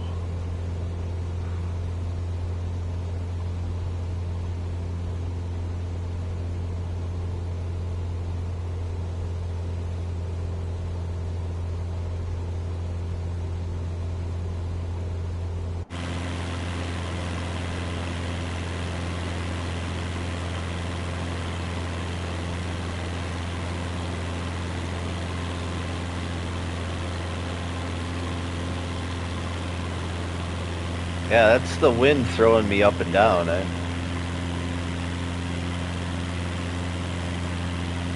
on altitude hold. The wind's getting bad as I approach the landing. We got some trouble, boys. Navigation.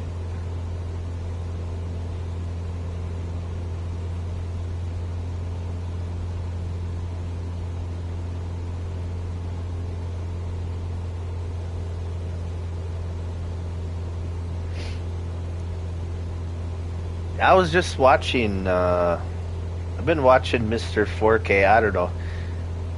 The way he just, like, talks about, like, how much he likes the plane and this and that, I don't know. I just find him interesting to listen to. He's got his gab, but he was using the gyro and talking about it. Actually, right before I was watching his stream right before I hopped on myself. And he was using the gyro.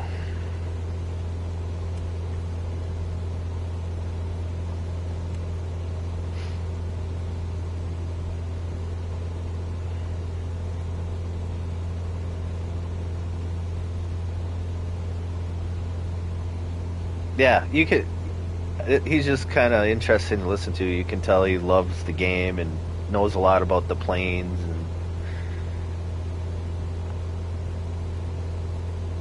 You know, it's not about like what he had for breakfast. It's all to do with the game, you know, like he's hardcore into it.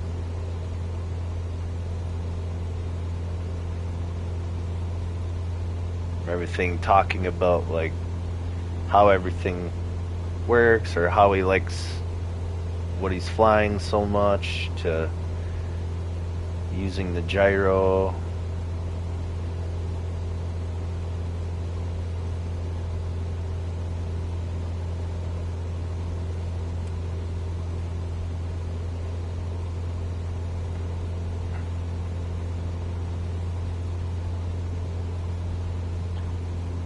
Yeah, you've learned a few things. I don't think I've really. He's always like flying like. He likes to do like the charter VIPs and stuff. So like the aircraft he's using, it's way in over my head. Like with the amount of like buttons and everything else.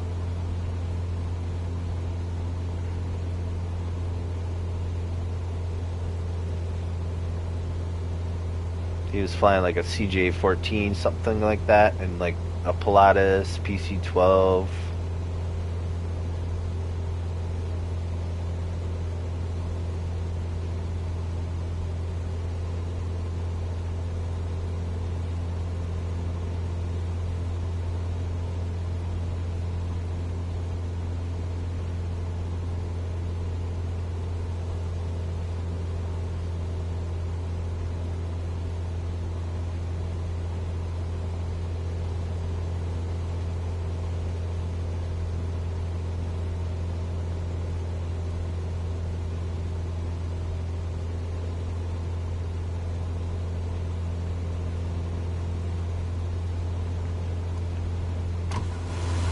Get a little outside ambient noise.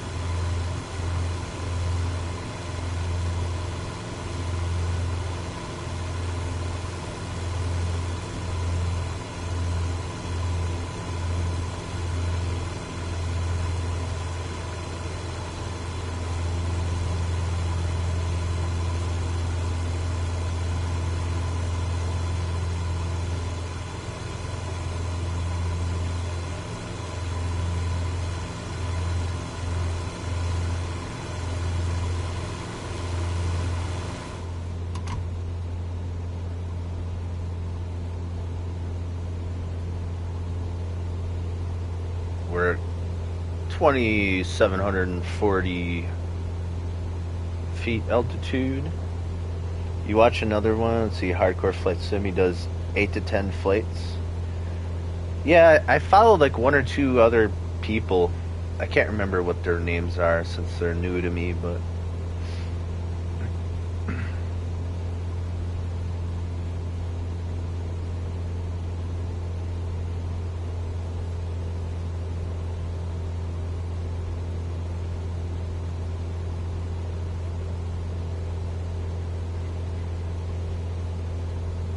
8 to 10 flights an hour, like an hour each one. Yeah, that's a full-time job.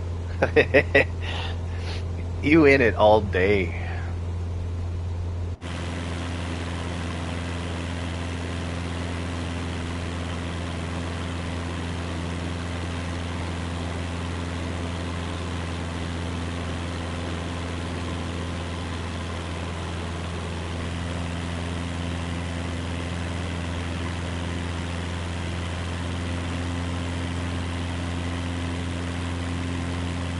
Oh, 8 to 10 hour flights. Yeah, that's crazy, man.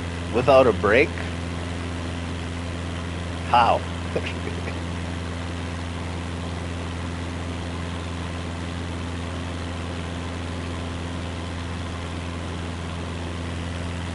What's that down there?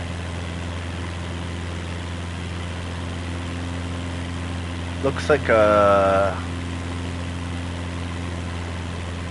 racetrack, maybe? It's really hard to tell.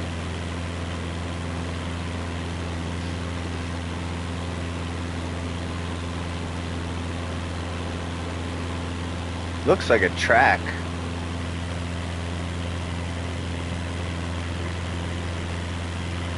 Yeah, he's got his AP, right?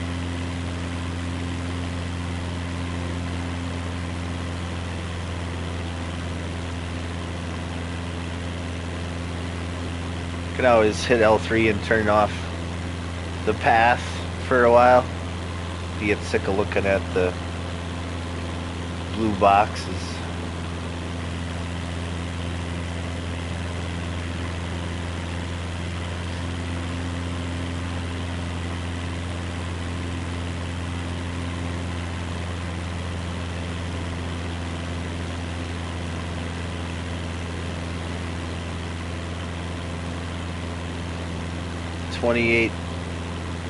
About 28 nautical miles to go.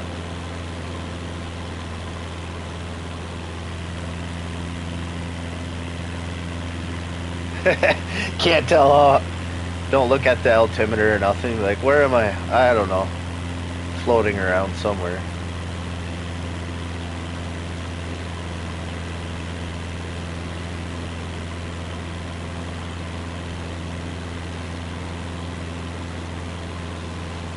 Over the top.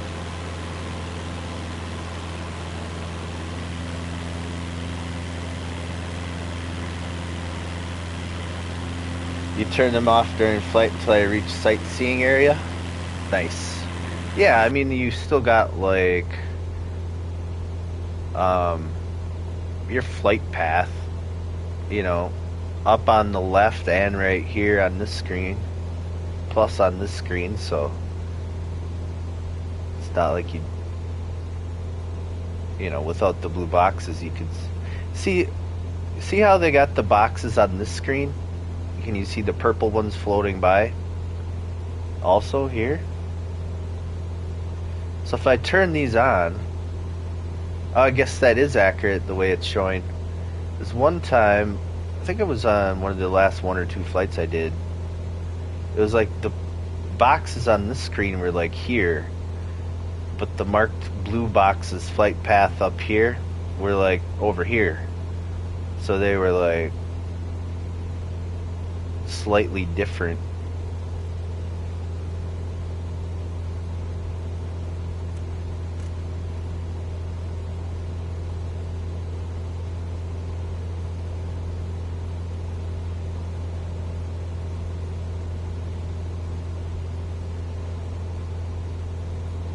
$23.7.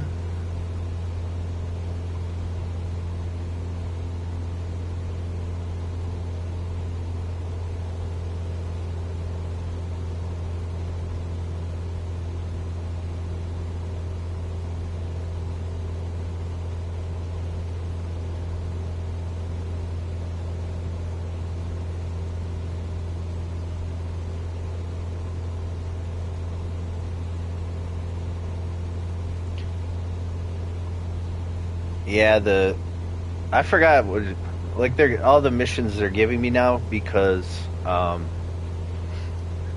somebody was saying that stopped in here. I forget his Sir XIE, Sir Ixie, whatever, however you pronounce that. Excuse me. He was saying because I got like more advanced certifications, that's when they started giving me these missions where it was like, at first without those it was like missions were like 0 knots to wind to like 5 max. Now they're hitting like 8 to 12 knots of wind now.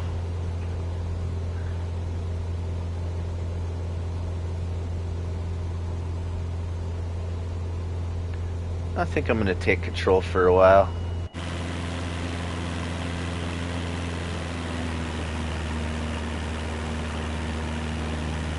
Warm up the sticks.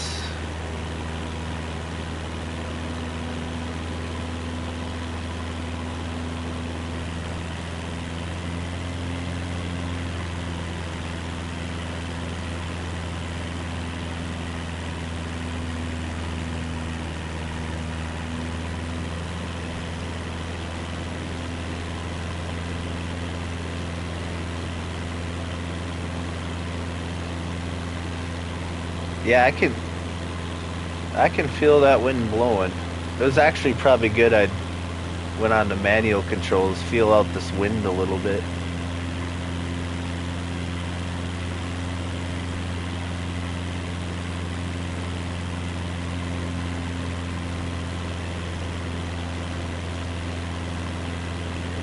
Yeah, difficulty with, yeah, that's what Sir Ixie was saying. Because I got the turboprop certification and the instrument rating certification, and all within like the same 2 hours.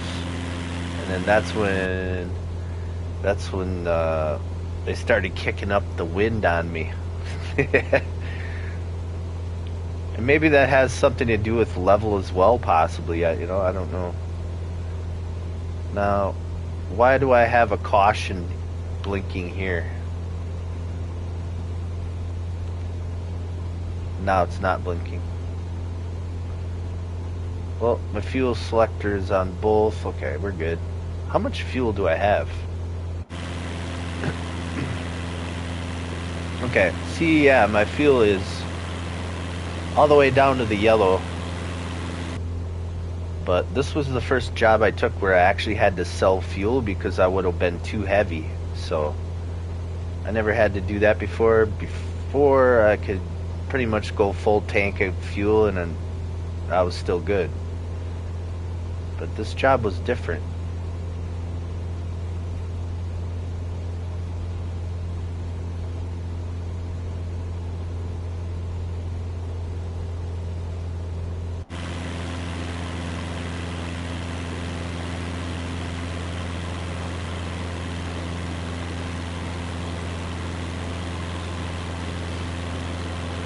Yeah, I can really feel that wind kicking up.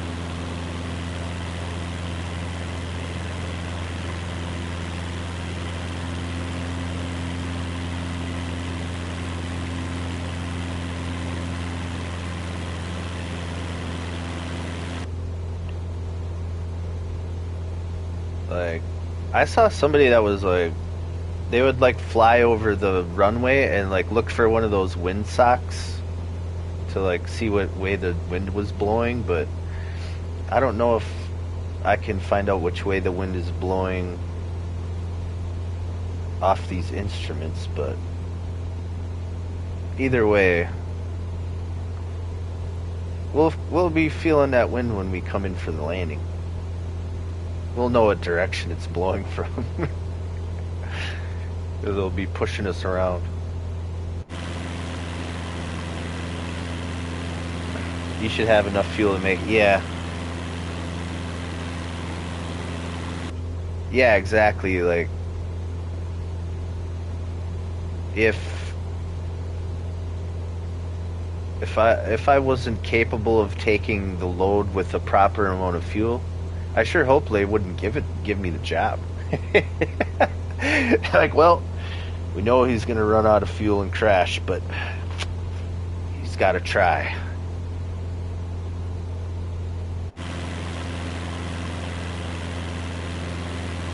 Yeah, I still got 19% fuel. And just over 10 nautical miles, so we're almost there. But yeah, that wind is whipping. It's throwing my plane all over the place.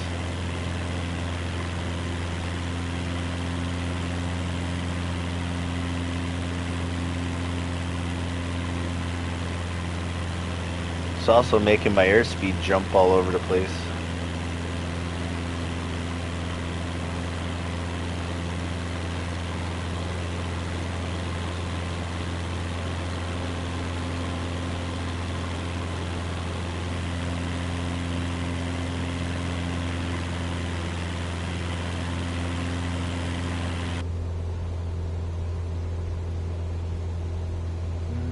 Nine nautical miles. Home stretch.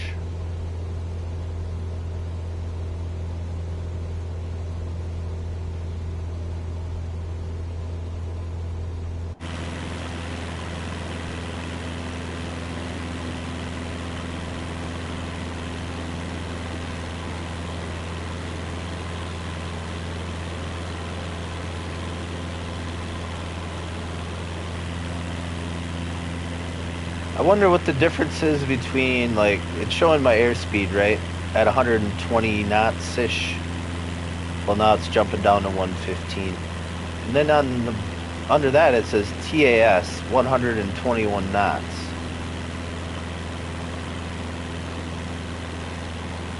And I'm not sure, like,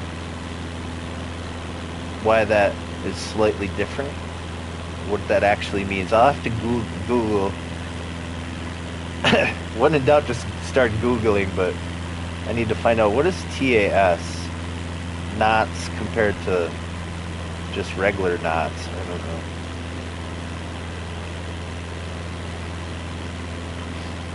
You're flying into the wind? Is that what the TAS means, or you just know I'm flying into the wind? True airspeed. Oh, okay. TAS, true airspeed. Thanks, man. I just, like, between like just watching other people's videos, trying to learn off of that, Googling stuff, and trial and error and messing stuff with, you know, myself. I've been trying to learn as much as I can. Airspeed is what's going over to your wings. True airspeed. Nice. Hey, I learned another thing today. Awesome. Yeah, it says my true airspeed's 122. And the airspeed says like 116. Oh, contact.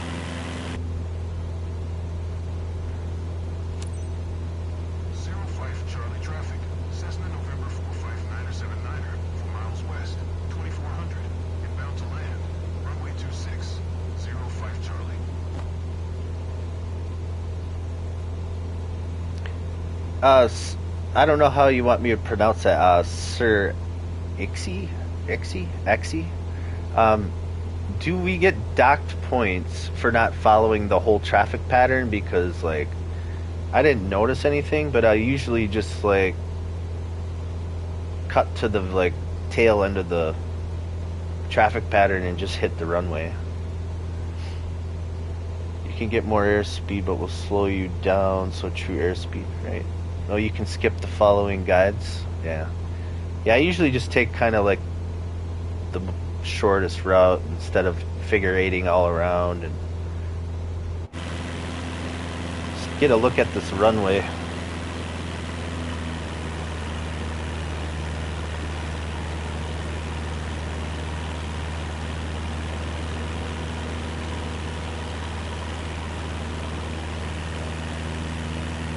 Looks like a decent one. It's got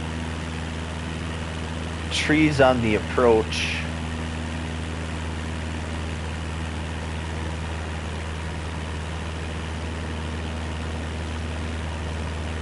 See what I'm working with there.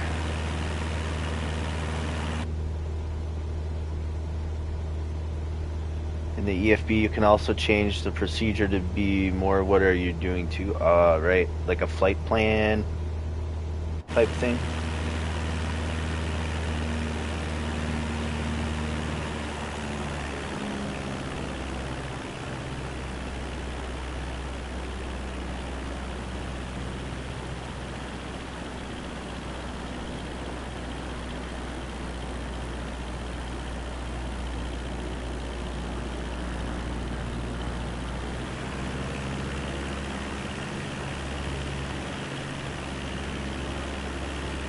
Get one last look at the runway from the side. Looks like a decent one, but it's a little windy though.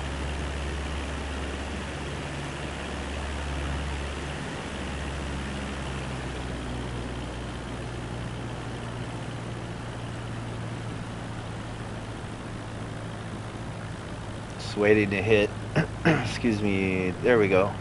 10-degree flap. Get her under control a little bit.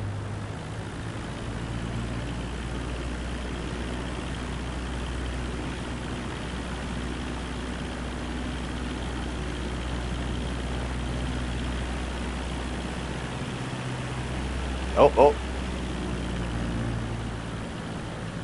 don't want to go too fast with the flaps down.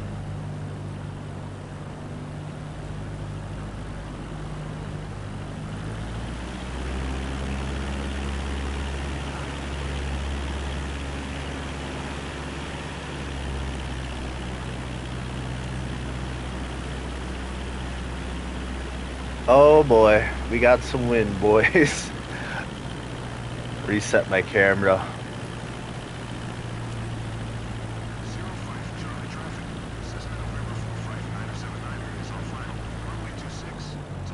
Oh, she's bouncing.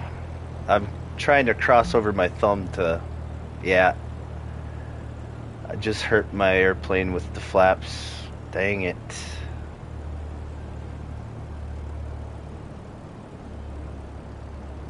Caused some damage. Bounced too hard. Well, it wasn't the best of landings, but Made it though. That was rough.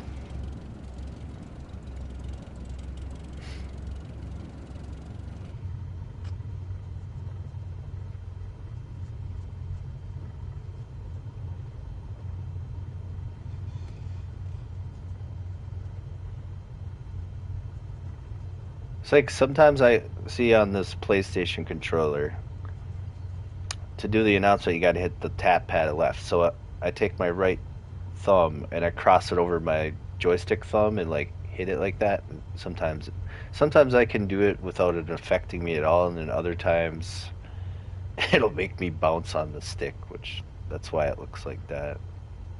Plus the wind and my airspeed was getting a little messed up with my flap adjustment. There's a combination of those three things.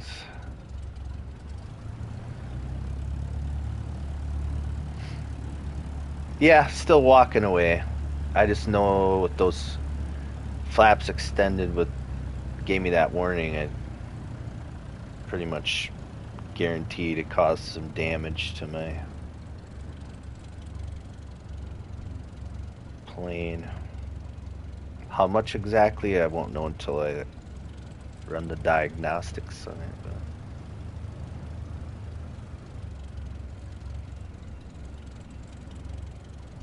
But it was a decent run.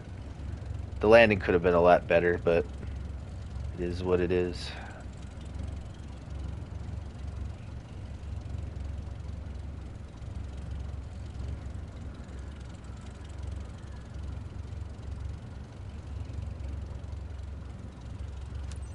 I think it was the run before this one or the one before that one. I like landed the plane in this view, first person. I'm trying to do more of that. It's kind of hard to break the habit too.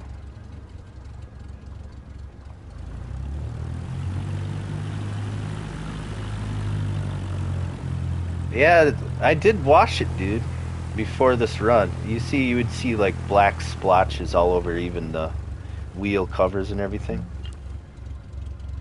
Oh, I didn't announce because I was talking. Well, got docked some points. Where's it taking me? Oh my gosh. I was just talking, not paying much attention. I'm like, why is it taking me all the way back around? Because I missed my announcement, maybe? I don't know.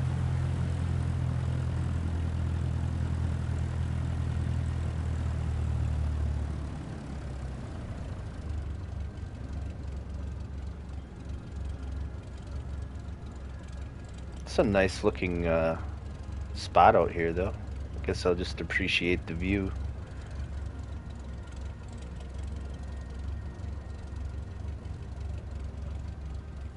Holy cripes, I gotta go all the way back down here.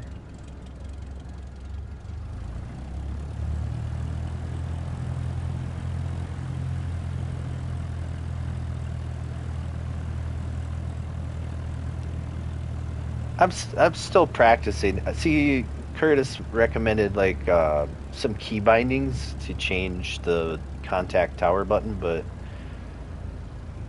I didn't want to use that because it was the same key binding as the mouse pointer. I still wanted to be able to use that, so yeah, I'm just trying to like just get used to doing it and just leave as is. So sometimes I do it and it doesn't affect my left joystick hand at all, and other times it throws me off a little bit.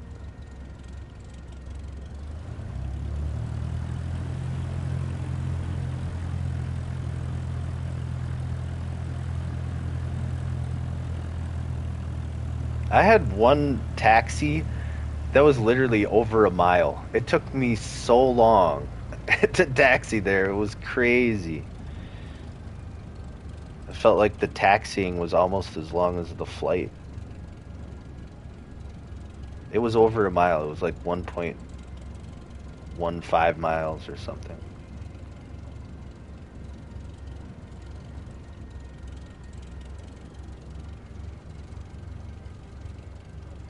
Yeah, well, you see, am I getting like black stains on that thing? Because I think that might be what the repainting's for, to take the stains off that stay there even after you wash it, but I'm not sure.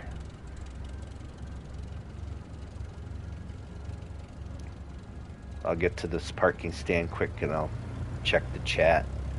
Almost there. They got some cool planes sitting out here. He's waving me in.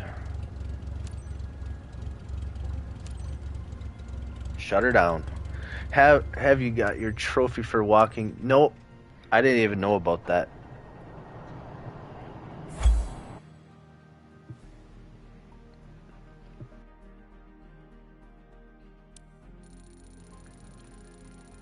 Well, yeah. My score got really devastated by not getting that announcement. That sucks. I probably would have hit a S tier. Darn it. I was trying to get my ranking back up to S tier. I messed that up.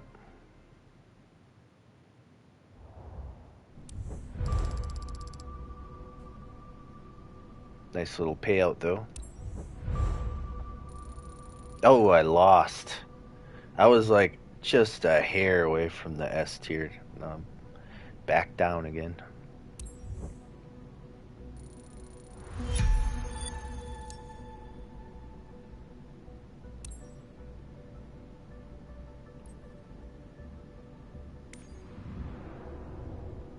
Well, you have a good one. We'll see ya. All right, sounds good, man. I think I'm gonna end stream as well. Been over 2 hours, getting a little burned out, but yeah, I got 774,393 credits. Looking good. Everything's looking good. All right, guys. Well, yeah, I'm gonna end this here. Thanks all for watching, and yeah, all that joined. Mr. Xe, Old Man Gaming, Gaming with Distractions, Captain Tanya, Grammy Q. Shout out to everybody that I saw type in chat. Everybody else that stopped by to watch, I really appreciate it. Thanks all for watching, and this is your host, Haunted, signing off. We'll see you next time.